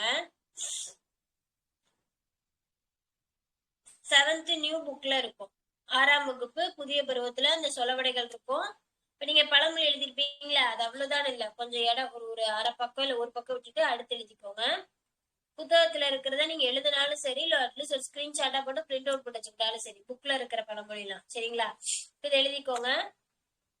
புண்ணுக்கு மருந்து போட முடியும், எதுக்கு மருந்து போட முடியாது? அவ்வளவுதான். புண்ணுக்கு மருந்து போட முடியும், பிடிவாதத்திற்கு மருந்து போட முடியாது. இன்னொன்னு, புண்ணு இருந்துச்சுன்னா மருந்து போடலாம். நீ பிடிவாதமா இருக்கான்னா, ஒருத்தவங்க பிடிவாதமா இருந்தாலும் நம்ம என்ன சொன்னாலும் கேட்க மாட்டாங்கல்ல, அவங்க என்னதை யோசிக்கிறாங்களோ அவங்களுக்கு என்ன தேவை அதுல நின்று இருப்பாங்க. அதான் சொல்றாங்க, ஒரு புண்ணா இருந்துச்சுன்னா மருந்து போட்டு சரி பண்ணலாம். பிடிவாதம் பிடிச்சிட்டு இருந்தேன்னா அவனை என்ன பண்ண முடியும்னு சொல்லுவாங்களா, அது மாதிரிதான். புண்ணுக்கு மருந்து போட முடியும், பிடிவாதத்திற்கு மருந்து போட முடியாது. முடியுமான்னு நம்மகிட்ட கேக்குறாங்க. புண்ணுக்கு மருந்து போட முடியும், பிடிவாதத்துக்கு மருந்து போட முடியுமா? இது ஏற்கனவே பார்த்தோம். அணை உடைஞ்சு போன வெள்ளம் அழுதாலும் வராது. அணை உடைஞ்சு போன வெள்ளம் எவ்வளவுதான் அழுது கூட்டாலும் போன வெள்ளம் வருமா? வராது. போனது போனதுதான்.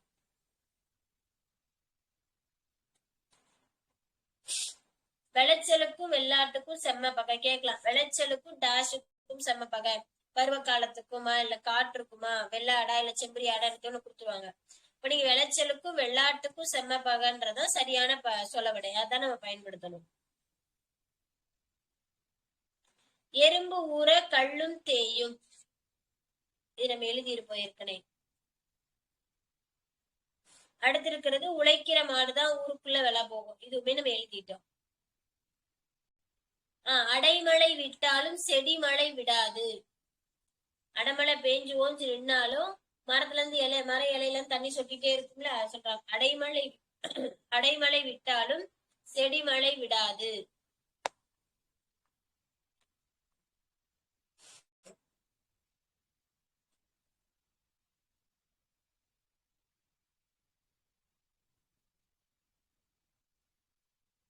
நினைச்சதாம் கழுதை எடுத்ததாம் ஓட்டம், நினைத்ததாம் கழுதை எடுத்ததாம் ஓட்டம்.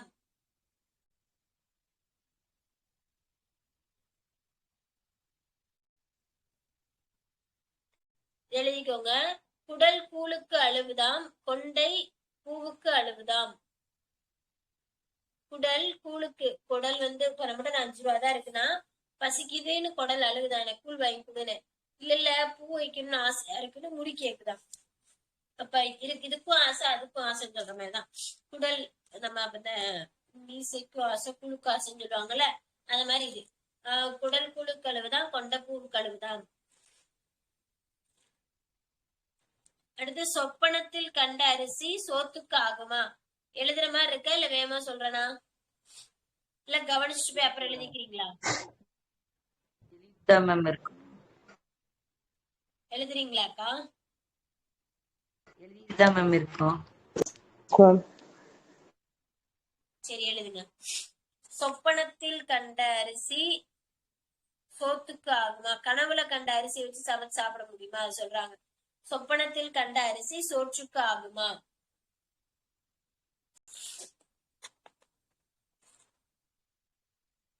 ஆள் கூடுனா பாம்பு சாகுமா?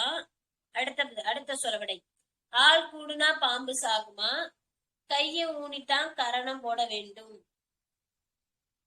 ஆள்லாம் கூடி நின்னா மட்டும் பாம்பு செத்து போயிருமா? குச்சி எடுத்து அடிச்சாதான் பாம்பு சாகும். இப்ப ஆள் கூடினா பாம்பு சாகுமா? இதுவும் கைய ஊனித்தான் கரணம் போடணும். நம்ம கரணம் போடணும்னா கைய ஊனித்தான் ஆகணும். கைய ஊனாம கரணம் போட முடியாது. ஆள் கூடினா மட்டும் பாம்பு சாகாது, பாம்பு அடிச்சாதான் பாம்பு சாகும். ஆனா நம்ம ஒரு விஷயம் செஞ்சுட்டோன்றக்கா நமக்கு வெற்றி கிடைச்சிச்சுன்னு நினைக்கக்கூடாது. அது இறுதி வரைக்கும் சரியா செய்யணும்னு சொல்றாங்க. அதான் ஆள் கூடுனா பாம்பு சாகாம கைய ஊனித்தான் கரணம் போட வேண்டும்.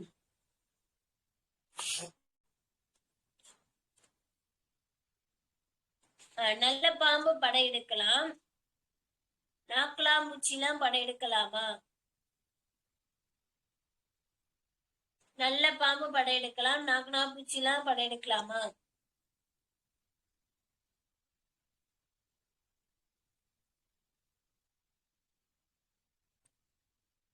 அடுத்து 1000 களம் நெல்லுக்கு ஒரு அந்து பூச்சி போதும்.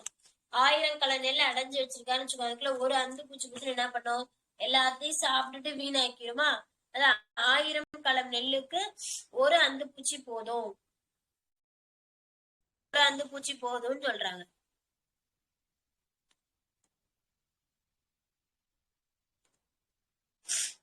அடுத்து எழுதிக்கோங்க.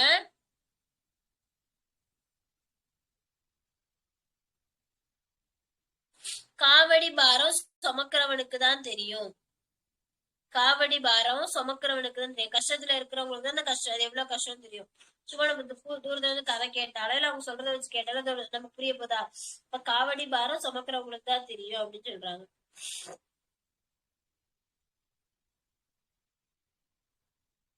இருப்பவனுக்கு புலி ஏப்பம், இல்லாதவனுக்கு புளிச்ச ஏப்பம். இருக்கிறவங்க நிறைய சாப்பிட்டு செமிக்க முடியாம புளிச்ச இல்லாதவனுக்கு பசி ஏப்பம் வராதா மேம்? மாத்தி சொல்லிட்டேன். இருக்கிறவனுக்கு புலி ஏப்பம், அந்த புளிச்ச ஏப்பம் சொல்றாங்க. இல்லாதவனுக்கு பசி ஏப்பம். ரொம்ப பசிச்சாலும் பசினால ஏப்பம் வரும்ல, அது இல்லாதவங்க பசினால ஏப்பம் விட்டுட்டு இருப்பாங்களாம். இருக்கிறவங்க நல்லா சாப்பிட்டது செமிக்க முடியாம புளிச்ச ஏப்பமா விட்டுட்டு இருப்பாங்களாம். அதை எழுதிக்கோங்க. இருப்பவனுக்கு புலி ஏப்பம், அந்த புளிச்ச ஏப்பத்தை தான் புலி ஏப்பம்னு கொடுத்திருப்பாங்க. புலி ஏப்பம். இல்லாதவனுக்கு பசி ஏப்பம்.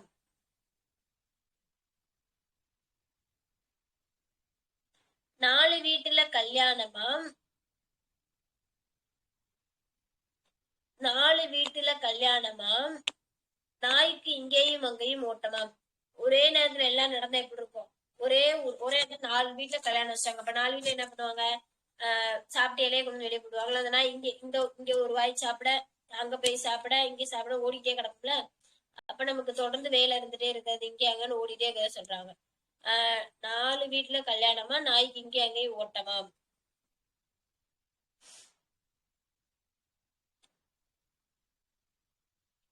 அவ்வப்பொழுது போக்குவதிலும் தவப்பொழுது நல்லதும் பாங்க. அவைய வீணா பொழுது போக்குறதுக்கு அதுக்கு தவம் இருந்தா கூட பரவாயில்ல அப்படின்னு சொல்றாங்க. அவ்வப்பொழுது போக்குவதிலும் தவப்பொழுது நல்லதும் பாங்க.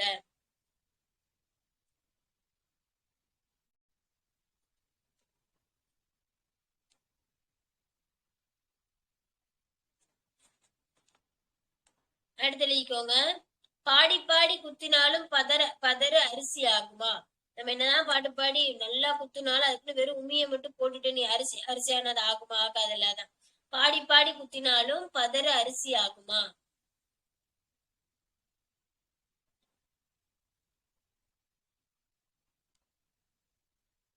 அதிர அடிச்சா உதிர விளையும். அதிர அடிச்சா உதிர விளையும்.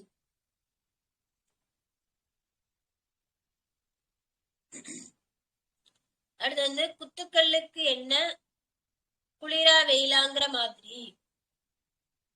குத்துக்கல்லுக்கு என்ன குளிரா வெயிலாங்கிற மாதிரி. குத்துக்கல்லுக்கு என்ன குளிரா வெயிலாங்கிற மாதிரி.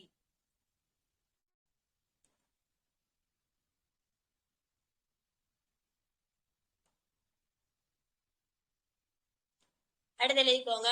அகழியில் இருந்த முதலைக்கு அதுவே சொர்க்கம். அகழியில் விழுந்த முதலைக்கு அதுவே சொர்க்கம். ஒரு முதல்ல அகழிக்குள்ள இருந்துச்சுன்னா பெரும்பாலும் அங்கேதான் இருக்கும், அதை விட்டு எங்கேயும் போகாது. அதாவது அகழிக்குள்ள விழுந்த முதல்னா அகழின்றது முதல் எங்க இருக்குன்னு சொல்லுங்க பாப்போம். கோட்டைகள் உங்களை சுத்தி இருக்குது. சம்பந்தமா ஒரு பாடம் படிச்சிருப்பீங்களா, அதுல கொடுத்திருப்பாங்க. அகழின்றது என்னது? கோட்டையின் புறத்தில் நீர்நிலை தானே மேம்? மேம் புரியல. சுத்தி வச்சிருப்பாங்களா மேம் நீர்நிலைகள்லாம்? ஒரு நீர்நிலை தானே மேம் அது? நீர்நிலை தான். அதான் இது என்ன வகையான நீர்நிலை எங்க இருக்குன்னு கேக்குறேன். சுற்றி அந்த நீர்நிலை போகாத மாதிரி இருக்கிறது தானே மேம்? ஜெயந்தி அக்கா சொல்லுங்க, ஏதோ சொல்றீங்க. மேம் நீங்க அந்த அகலின்றது வந்து ஒரு குறிப்பிட்ட இடத்துல இருக்கும், அந்த தண்ணி வந்து வேற எங்கேயும் போகாது தானே மேம்? இல்லக்கா, வேற. கோட்டையை சுற்றி உள்ள அந்த கோட்டை வந்து சுற்றி அப்படியே அந்த அகழி தண்ணி இருக்கும் மேம். நடுமைய கோட்டை இருக்கு மேம், சுத்தி வந்து தண்ணி இருக்கும் மேம். கோட்டை இருக்கும்ல, கோட்டை மதுள் சுவரை சுற்றி ஒரு பெரிய பள்ளம் தோன்றி அந்த பள்ளத்துக்குள்ள ஃபுல்லா தண்ணி ஊத்திடுவாங்க. தண்ணி ஊத்தி அதுல முதலைய போட்டுருவாங்க. அந்த கோட்டைக்கு போறதுக்கு வேற வழியே இருக்காது. அந்த கோட்டை கதவை இந்த மாதிரி இப்படி இப்படி ஓபன் பண்ணுவாங்கல்ல, கம்பி போட்டு. அந்த மாதிரி உள்ள இருந்து வெளியே வரணும், இல்ல வெளியே இருந்து உள்ள போகணும்னா கோட்டையோடைய வீரர்கள் மூலியமா அந்த கோட்டை அந்த மதில் அந்த கதவை திறந்துதான் வெளியே வருவாங்க, உள்ள போவாங்க. அவங்க இந்த போர் வர்றது, யாரோ கொள்ளையடிக்க வராங்க, இல்ல எதிரி நாடு வருதுன்னா அந்த கோட்டையை மூடிக்குவாங்க. நம்ம கோட்டை ஃபுல்லா க்ளோஸ் ஆயிருக்கும். கோட்டையை சுத்தி ஒரு அகழி இருக்கும், அது நல்லா ஆழமா தோண்டி நல்லா பெருசா தோண்டி வச்சிருப்பாங்க. நம்ம குதிக்கிற அளவுக்குலாம் இருக்காது, நல்லா நீர் அகலமா இருக்கும், ஆழமாவும் இருக்கும். அதுக்குள்ள தண்ணியை ஊத்தி முதலைய போட்டு வச்சிருப்பாங்க. சோ அப்படி இருக்கும்போது அவரால தாண்டி வர முடியாது, ஆத்துக்குள்ளேயும் குதிச்சு வர முடியாது அகழிக்குள்ள. ஏன்னா உள்ள முதல்ல சாப்பிட்டுரும்ல, அதான் அதனால அப்படி புடிச்சு வச்சிருப்பாங்க. ஏதோ இந்த விழா காலம் இந்த மாதிரி எந்த போருமே இல்லைன்னா அதே முதலே தண்ணிக்குள்ளேயே கூண்டு போட்டு அடைச்சு வச்சிருப்பாங்க, சும்மா சுத்த விடாம இந்த பாதிப்பு வந்துருக்கு. இந்த மாதிரி போர் சூழல் ஏற்படுற காலத்துல கூண்டை திறந்து விட்டுருவாங்க.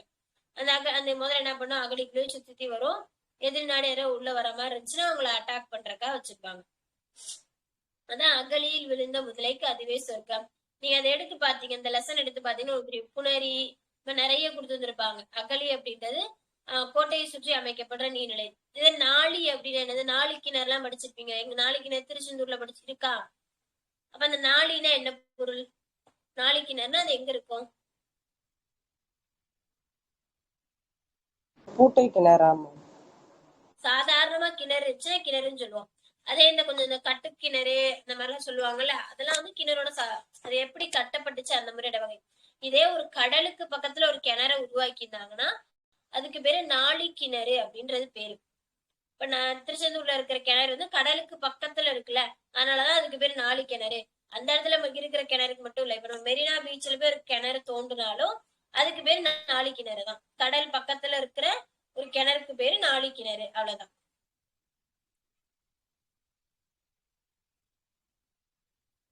ஓகே தானே? இப்ப நம்ம என்ன பார்த்தோம், எனக்கு மறந்து போச்சே.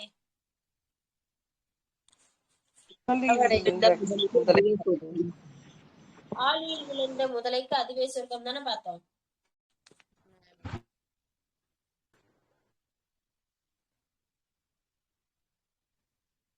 அகழியில் விழுந்த முதலைக்கு அதுவே சொர்க்கம். அகழியில விழுந்த முதலைக்கு அதுவே சொர்க்கம்னு பார்த்திருப்போம். அடுத்து எழுதிக்கோங்க, இது கொஞ்சம் முக்கியம். கார்த்திகை மாதம் பிறையை கண்ட மாதிரி. இதுல மாசத்தை மாத்தி கொடுத்து வச்சுருவாங்க, மார்கழி மாசம் தை மாசம். கார்த்திகைத்துல நட்சத்திரம் இருக்கும், நட்சத்திரம் நிலாலன்னு பிறை பார்ப்போம். அப்ப நட்சத்திரம் நிலால எப்போ வருதுன்னா கார்த்திகை மாசம் வருது ஞாபகம். நட்சத்திரம் கார்த்திகை நட்சத்திரம் இருக்கா, அந்த மாதிரி ஞாபகம் வச்சுக்கோங்க. அப்ப கார்த்திகை மாதம் பிறையை கண்ட மாதிரி. குத்து விளக்குக்கு என்ன குளிரா வெயிலா பாத்துட்டீங்கல்ல, குத்து விளக்குல குத்துக்களுக்கு என்ன குளிரா வெயிலாங்கிற மாதிரி. குத்துக்கள் அது வாட்டுக்கு வெயிலு மழை எல்லாத்துலயும் கிடக்கும்ல, அதான் சொல்லியிருக்காங்க.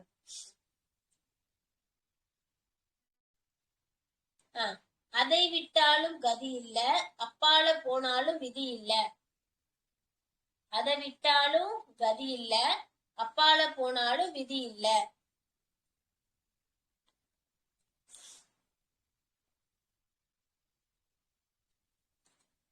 எனக்கு ரொம்ப கஷ்டமா ஏதோ நான் அதை விட்டுட்டு போனாலும் அதை விட்டுட்டு போனா வேற கதி இல்ல.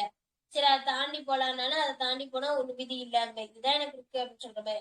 அதை விட்டாலும் கதி இல்ல, அப்பால போனாலும் விதி இல்ல.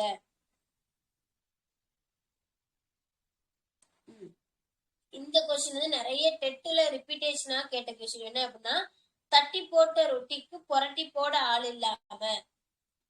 ஒண்ணு தட்டி போட்ட ரொட்டிக்கு டேஷ் அப்படின்ற மாதிரி எல்லாம் போடுவாங்க, நம்ம புரட்டி போடன்னு போடணும். இந்த மாதிரி ஒரு கோடி நேரமா கேட்டிருக்காங்க. அடுத்து இதோட பொருள் என்னன்னு கேட்பாங்க. அதாவது நேரம் இல்லாம உழைக்கிறது. நம்ம தட்டி ரொட்டியை போட்டோம், அதை திருப்பி போடுற அளவு கூட நேரம் இல்லாம அடுத்த வேலையை செஞ்சுட்டு இருக்கேன் அப்படின்னு சொல்ற மாதிரி. தட்டி போட்ட ரொட்டிக்கு புரட்டி போட ஆள் இல்லாம.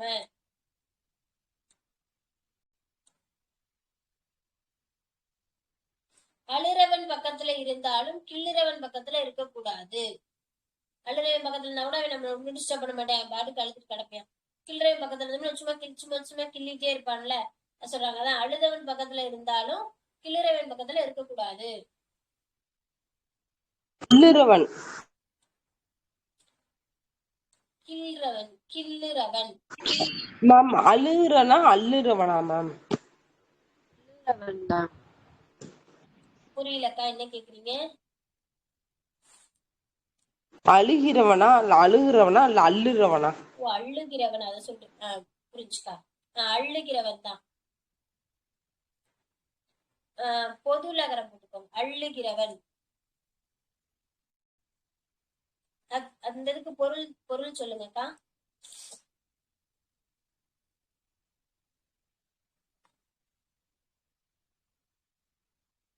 அந்த சொலவடைக்கு பொருள் தெரியுமாக்கா? தெரியாது மேம். ஆனா அள்ளுகிறவன் பார்த்த மாதிரி இருக்கு. கிள்றவன் பக்கத்துல இருக்கக்கூடாது. நான் இப்படிதான் நினைச்சிட்டேன், அழுறவன். சரி, ஓகேக்கா. அள்ளுறவன் பக்கத்துல இருந்தாலும் கிள்ளுறவன் பக்கத்துல இருக்கக்கூடாதுன்னு சொல்றாங்க. என்னன்னு பார்க்கலாம். அமாவாசை இருட்டில் பெருச்சாளிக்கு போன இடமெல்லாம் வழிதான். அமாவாசை இருட்டில் பெருச்சாளிக்கு போன இடமெல்லாம் வழிதான்.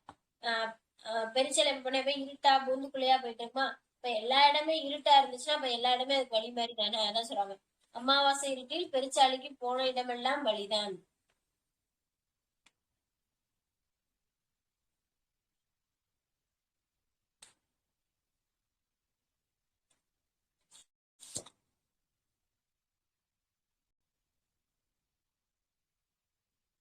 எழுதின வரைக்கும் எதுவும் டவுட்ஸ் இருக்கா?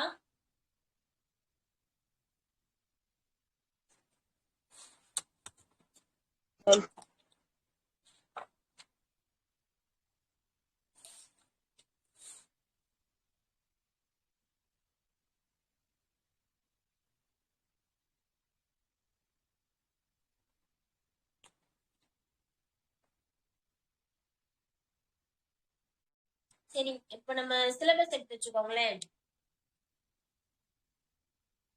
சிலபஸ்ல இன்னும் நம்ம என்ன முடிக்காம இருப்போம்னா, அந்த தன்வினை, பிரவினை, செய்வினை, செயற்பாட்டு வினை, அது இன்னும் பார்க்கல. சரியா? அது வந்து நான் இன்னைக்கு வந்து ஒரு பிடிஎஃப் போட்டு விடுறேன். அதாவது நம்ம புத்தகத்தை வச்சு, புத்தகத்துல செய்வினை தொடலாம் என்னென்ன இருக்கு, செயற்பாட்டு வினை தொடலாம் என்னென்ன இருக்கு, தன்வினை எல்லாம் என்ன இருக்கு, பிறவினை எல்லாம் என்ன இருக்கு, நான் ஒரு எதாவது என்னென்ன டேப்லெட், ஒரு டேப்லெட் கால மாதிரி இல்ல ஒரு பேஜ்ல எழுதியோ நான் சென்ட் பண்ணிடுறேன். நீங்க என்ன பண்ணிடுறீங்க, எழுதிட்டு வந்துருங்க. நம்ம அந்த தொடரை வச்சு எக்ஸ்பிளைன் பண்ணி அப்படியே நடத்திடலாம். சரிங்களா? இன்னைக்கு மதியத்துக்குள்ள போட்டு விட்டுறேன். நீங்க நாளைக்கு வரும்போது எனக்கு அதை எழுதிட்டு வந்திருக்கணும்.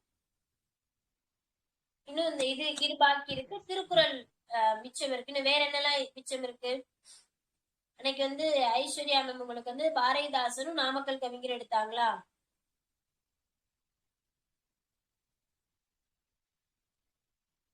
தமிழ் சான்றோர்கள் பற்றிய செய்திகள்ல நிறைய பாரதிதாசன் மட்டும்தான் மேம் எடுத்தாங்க. எடுக்கல மேம். அப்புறம் என்னக்கா பாத்தீங்க? பாரதிதாசன் தான் மேம். பாரதிதாசன் மட்டும்தான் மேம் பார்த்தேன்.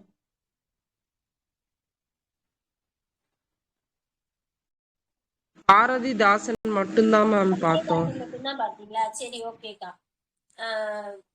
நம்ம பாரதிதாசன் அதெல்லாம் வந்து மோஸ்ட்லி நம்ம சிலபஸ்ல அவங்க பேர் கொடுக்கல, பாரதிதாசன் பேர் கூட இருக்கு. மீதிலாம் வந்து தமிழ் சான்றோர்கள் பத்திய தொடர்புகள் அந்த மாதிரி கொடுக்குறாங்க. அப்ப நம்ம எல்லாரையும் தான் பாக்குற மாதிரி இருக்கும்.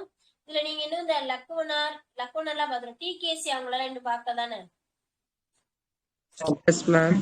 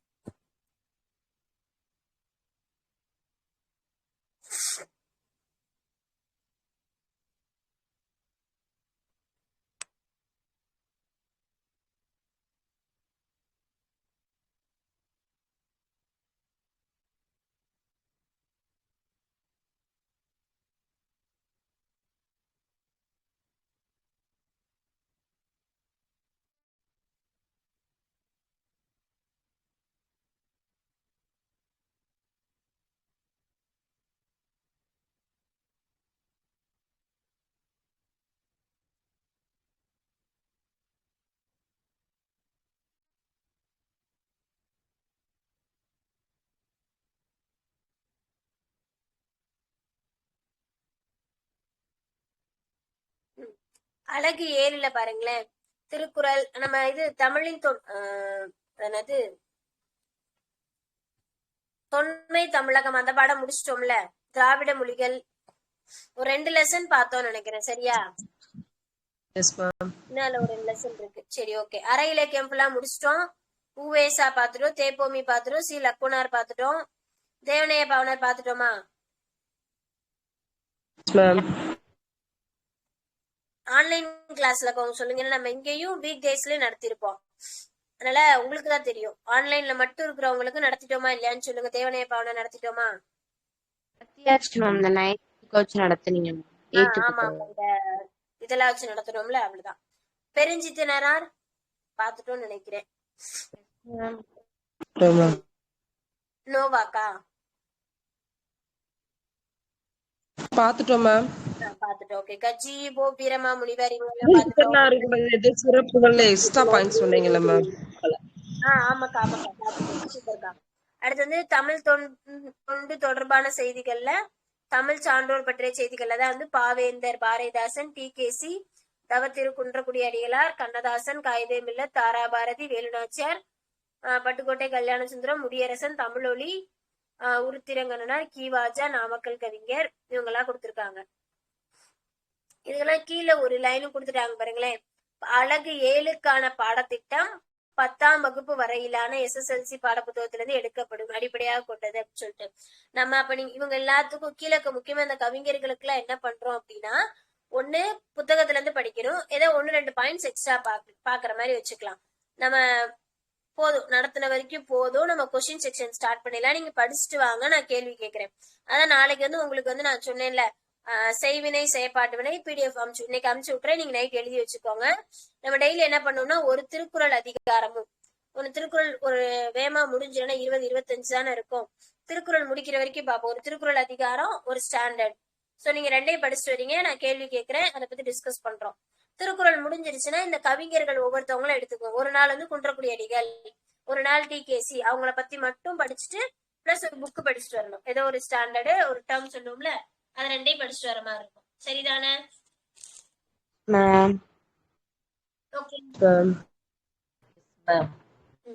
இன்னைக்கு என்ன கிழமை? இன்னைக்கு வந்து திங்கட்கிழமை, தேதி 28. இந்த 2 நாள் நாளைக்கு கிளாஸ் இருக்காதுல்ல. ஓகே. 30ஆம் தேதி வந்து நாளைக்கு கிளாஸ் இருக்காதுல்ல, செவ்வாய்க்கிழமை. 30ஆம் தேதி அதாவது புதன்கிழமை நான் என்ன பண்றேன் அப்படின்னா, உங்களுக்கு வந்து தன்வினை, பிரவினை, செய்வினை, செயற்பாட்டு நான் வந்து டெப்தா இலக்கண முறைப்படி எல்லாம் நடத்த மாட்டேன். ஏன்னா அது வந்து கொஞ்சம் நிறைய குழப்பமா இருக்கு, நம்ம புத்தகத்துல தெளிவாவே கொடுக்கல. சோ நீங்க எப்படி ஞாபகம் வச்சுக்கலாம், கொஸ்டின் எப்படி கேட்பாங்க, நீங்க எப்படி அதுக்கு விடையளிக்கலாம், சரியா எப்படி அந்த கேள்விக்கான 1.5 மதிப்பெண் வாங்குறதுன்றதை நான் சொல்லி கொடுத்துருவேன். என்னால முடிஞ்ச அளவுக்கு இலக்கணப்படி எவ்வளவு விளக்க முடியுமோ அதை நான் விளக்கம் கொடுத்துருவேன். சரிங்களா?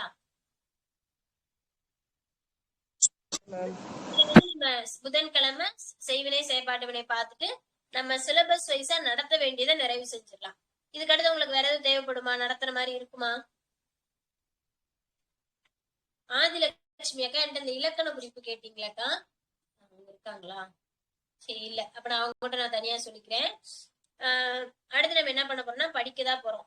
நீங்க என்ன படிச்சிட்டோம் அப்படின்னா திங்கட்கிழமை, அதாவது புதன்கிழமை விட்டுருங்க, வியாழக்கிழமை வரும்போது 1ஆம் தேதி வந்து எனக்கு 10th புக்ல இருந்து போலாம்.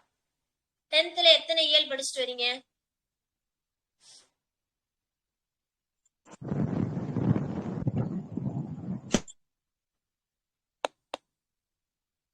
மூணு நியூ புக் எடுத்துக்கலாமா?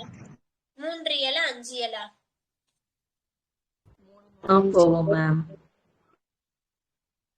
புரியல ரக்ஷனா, என்ன சொல்றீங்க? 3 இயல் படிக்கலாம் மேம். 3ஆக்கா?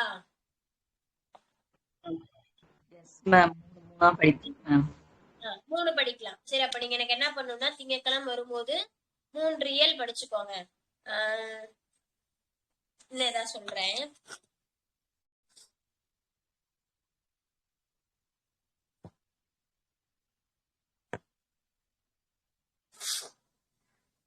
ஏன்னா வகுப்பு 1 மணி நேரம் தான். அதுல நம்ம கேள்வி கேட்கணும், இவ்வளவுதான் படிக்க முடியும் அப்படி படிக்க முடியாது. நம்ம சிலபஸை கவர் பண்ணணும். எக்ஸாமுக்குள்ள நிறைய கொஸ்டின் செக்ஷன் போட்டிருக்கணும். நம்ம திருப்பி திருப்பி படிச்சாதான் நமக்கு நல்லா ஞாபகத்துல நிற்கும். சரிங்களா? அப்ப அதுக்கு என்ன பண்ணலாம் தான் நம்ம பார்க்கணும்.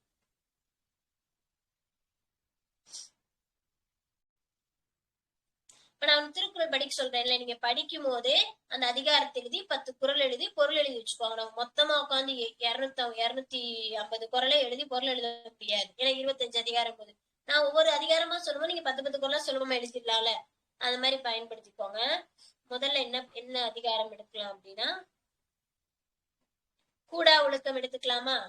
கூடா ஒழுக்கம் புதன்கிழமை வரும்போது 10ஆம் வகுப்புல முதல் 3 அதிகாரம் கூடா ஒழுக்கம், முதல் 3 இயல் கூடா ஒழுக்கம் அதிகாரம். ஸ்கூல் புக்ல எனக்கு எங்க இருக்குன்னு தெரியல கூடா ஒழுக்கம். கூகுள்லயோ இல்ல சிலபஸ் திருக்குறள் புக்லயோ போய் பார்த்து எழுதுங்க. புக்ல இருந்துச்சு, ஸ்கூல் புக்ல இருந்துச்சுன்னா அதை பார்த்து வச்சுக்கணும். புது புக்ல எங்கேயுமே இல்ல, ஓல்டு 11th 12th புக்ல இருக்கிறதுக்கு வாய்ப்பு இருக்கு. அங்க இருந்துச்சுன்னா பார்த்து எழுதுங்க, இல்லைன்னா திருக்குறள் புக்கே டைரக்டா எடுத்து வச்சுக்கோங்க.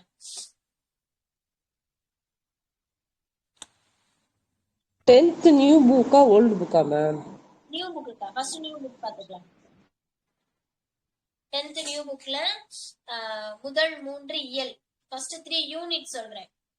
சரிங்களா?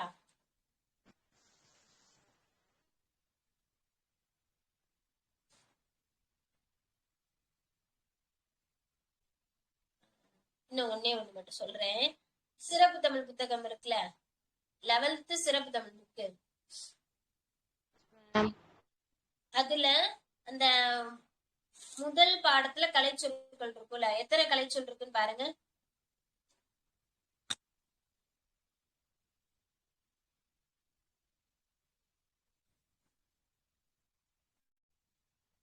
முதல் சிறப்பு தமிழ் புக் யார்கிட்ட இருக்கா? கையில இல்ல மேம். அதுக்கு ஒரு பேஜ் அளவு இருக்கும் மேம். அந்த ஒரு பேஜ் எனக்கு படிச்சுட்டு வரணும். ஓகேவா? இருங்க, நான் வேணா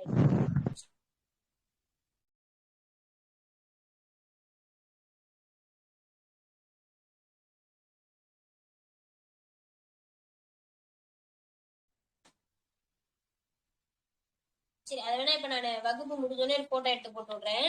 ஆல்பபெட்ஸ் படி, அகர வரிசை படி கொடுத்து வந்திருப்பாங்க. ஸோ நோட் பண்ணி வச்சுக்கோங்க. 10th புக்ல ஃபர்ஸ்ட் 3 இயல் கூடா ஒழுக்கம் அதிகாரம் என்ன கலைச்சொல் படிக்கணும்ன்றத நான் ஸ்கிரீன்ஷாட் போடுறேன். 11th சிறப்பு தமிழ் தான் படிக்க போறோம்.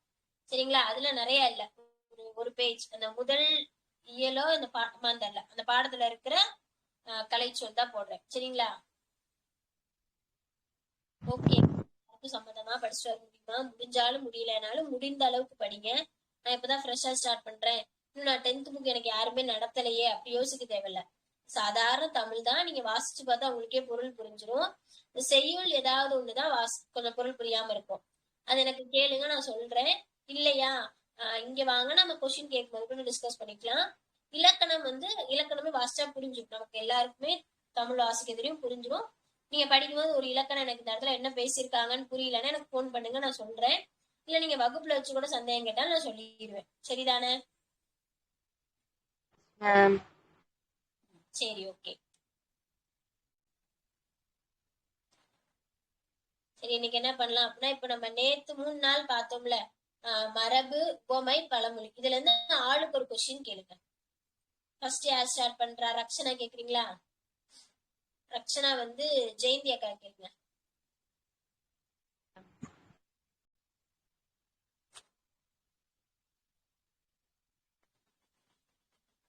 ஜெயந்தி அக்கா லைன்ல இருக்கீங்களா? இருக்கேங்க மேம். ஓகேக்கா. காது குத்துதல் மேம்.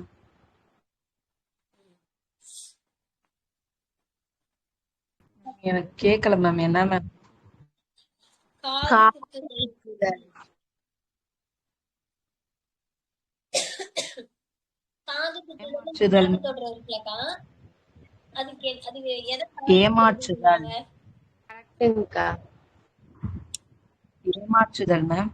ஏமாற்றுதல். சூப்பர்க்கா. இப்ப ஜெயந்தி அக்கா, நீங்க யாருக்காச்சும் ஒரு ஆளுக்கு மனோபாரதி கூட கேளுங்கக்கா. மனோபாரதி ஒரு கொஸ்டின் கேளுங்க. வாய் குழம்பல் மேம். வாய் வாய் குழம்பல். எனக்கு புரியலக்கா. பல் குழம்பலா?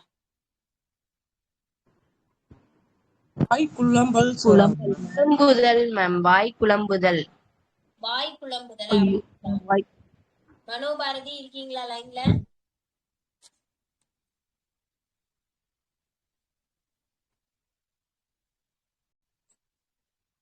சரி, அவங்க இல்ல. வேற யாரு கேளு. ராஜகுமாரி அக்கா சொல்லுங்கக்கா. பதறுதல் மேம். பதறுதல். அவங்க சொன்னது சரியாக்கா? சரிதான் மேம். ஓகேக்கா. அடுத்து வந்து ராஜகுமாரி அக்கா வந்து நீங்க ஜெயந்தி அக்கா கொஸ்டின் கேளுங்கக்கா. காது கொடுத்தல்னா என்ன? அவதானித்தல் மேம். Right ma'am. ஓகேக்கா. ஜோதிகா இருக்கீங்களா? ரக்ஷனாக்கு ஒரு கொஸ்டின் கேளுங்க. வேய்ப்புரை தோல் மேம். வேய்ப்புரை தோல்.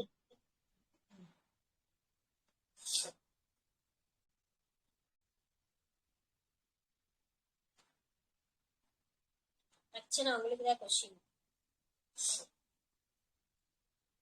வேய் புரை தோல்னு கேட்டிருக்காங்க. இல்லைங்க மேம். வேய்னா என்னது? போன்ற தோல் மேம். வேய்னா மூங்கில். அப்ப மூங்கில் போன்ற வலிமையான தோல் எடுத்துக்கோமா? சரி, வாங்க. ஓகே. ஐயப்பன், நீங்க ஹேமாக்காக்கு ஒரு கொஸ்டின் கேளுங்க. ஹேமாக்கா, நிறைகுடம்.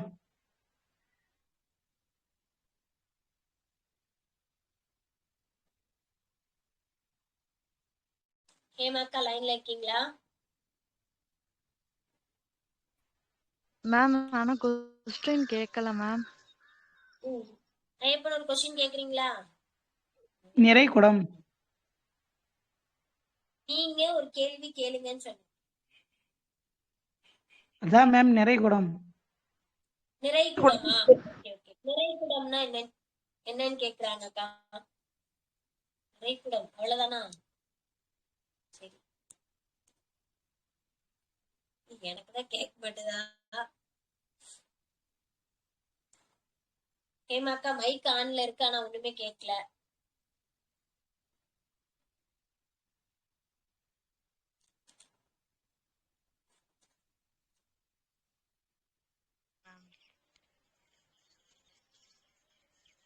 சரி, அனிதா அக்கா லைன்ல இருக்கீங்களா? சொல்லுங்க மேம். அக்கா, நீங்க அறிவிலும் வந்து பிரேமாக்கா கொஸ்டின் கேளுங்க. அந்த நிறைகுடத்துக்கு வந்து அறிவிலும் பண்பிலும் சிறந்தவர் மேம். நிறைகுடத்துக்கு நிறைகுடம்னா அறிவிலும் பண்பிலும் சிறந்தவங்க நிறைகுடம் சொல்றோம். ஓகேக்கா, சூப்பர். சொல்லுங்க மேம். என்னக்கா? சமைக்க போயிட்டாங்க போல. சரி விடுங்க, அவங்கள விடுங்க. ஜோதிகாக்கு ஒரு கொஸ்டின் கேளுங்க. அனிதா அக்கா, ஜோதிகாக்கு ஒண்ணு கேளுங்கக்கா. வழி வழியாக அப்படின்னா என்னங்க மேம்? வழி வழியாக வந்துச்சு அப்படின்னு சொல்லுவோம்ல, அப்படின்னா என்னன்னு கேக்குறாங்க. பரம்பரை பரம்பரையாக பரம்பரை பரம்பரையாக. இங்க இருக்கிற யாருக்கும் இப்ப ஆன்லைன்ல தான் இருக்கேன், ஆனா எனக்கு கேள்வி கேட்கலன்னு யாரும் இருக்கீங்களா?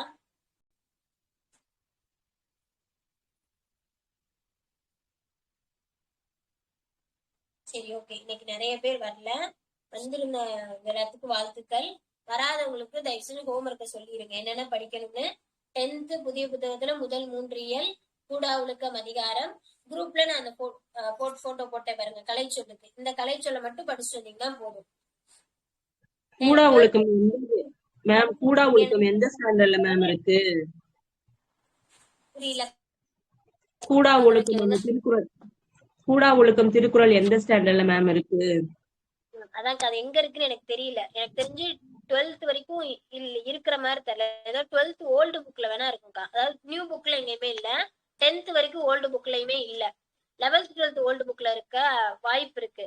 அந்த புக்ல இருக்கான்னு செக் பண்ணுங்க. இல்லைன்னா திருக்குறள் புக் எடுத்து வச்சு எழுதிருங்கக்கா.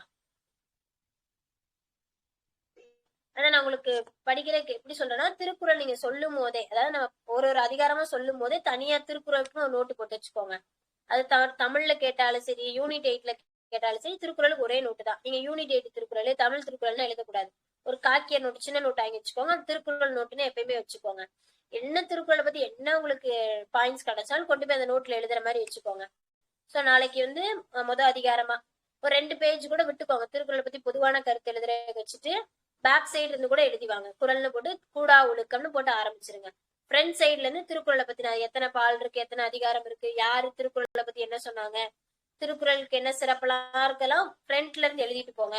நோட்டை திருப்பி பின்னாடி இருந்து ஃபுல்லா அதிகாரங்களா எழுதிட்டு வந்துருங்க. சோ இந்த மாதிரி திருக்குறளுக்கு ஒரு நோட்டு போட்டுக்கிட்டீங்கன்னா நீங்க அந்த யூனிட் 8லயும் திருக்குறள் வரும், தமிழ்லயும் திருக்குறள் வரும், ரெண்டுக்கும் பொதுவா பயன்படுத்திக்கலாம். சரிங்களா? சரி, நம்ம வகுப்பை நிறைவு செய்யலாம்.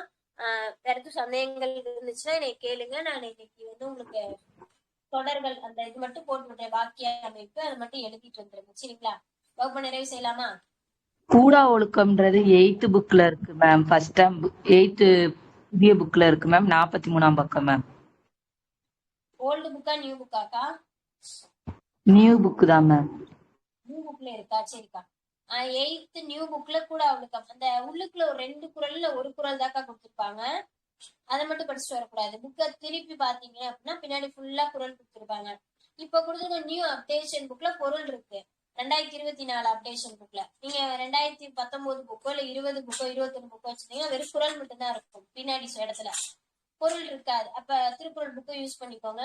இப்போ 2024 ஸ்கூல் கொடுத்தாங்கல்ல அந்த புக்ல பொருளோடய கொடுத்துட்டாங்க. உரை, ஒரு ஆசிரியரோட உரையோடய கொடுத்துருப்பாங்க. புது புக் வச்சிருந்தீங்கன்னா பிரச்சனை இல்லை. புத்தகம் இல்லாதவங்க எடுத்து பாத்துக்கோங்க. 8th புக்ல நியூ புக்ல பின்னாடி கடைசியா திரும்பி பாத்தீங்கன்னா எல்லாமே 10 குறளா கொடுத்துருப்பாங்களா, அதுல கூடா ஒழுக்கம்னு அதிகாரம் இருக்காங்க. அதை எழுதிட்டு வந்துருங்க. ஓகேவா? சரி, கண்டிப்பா நிறைவு செய்யலாம். அனைவருக்கும் நன்றி. நன்றி அம்மா. தேங்க்யூ.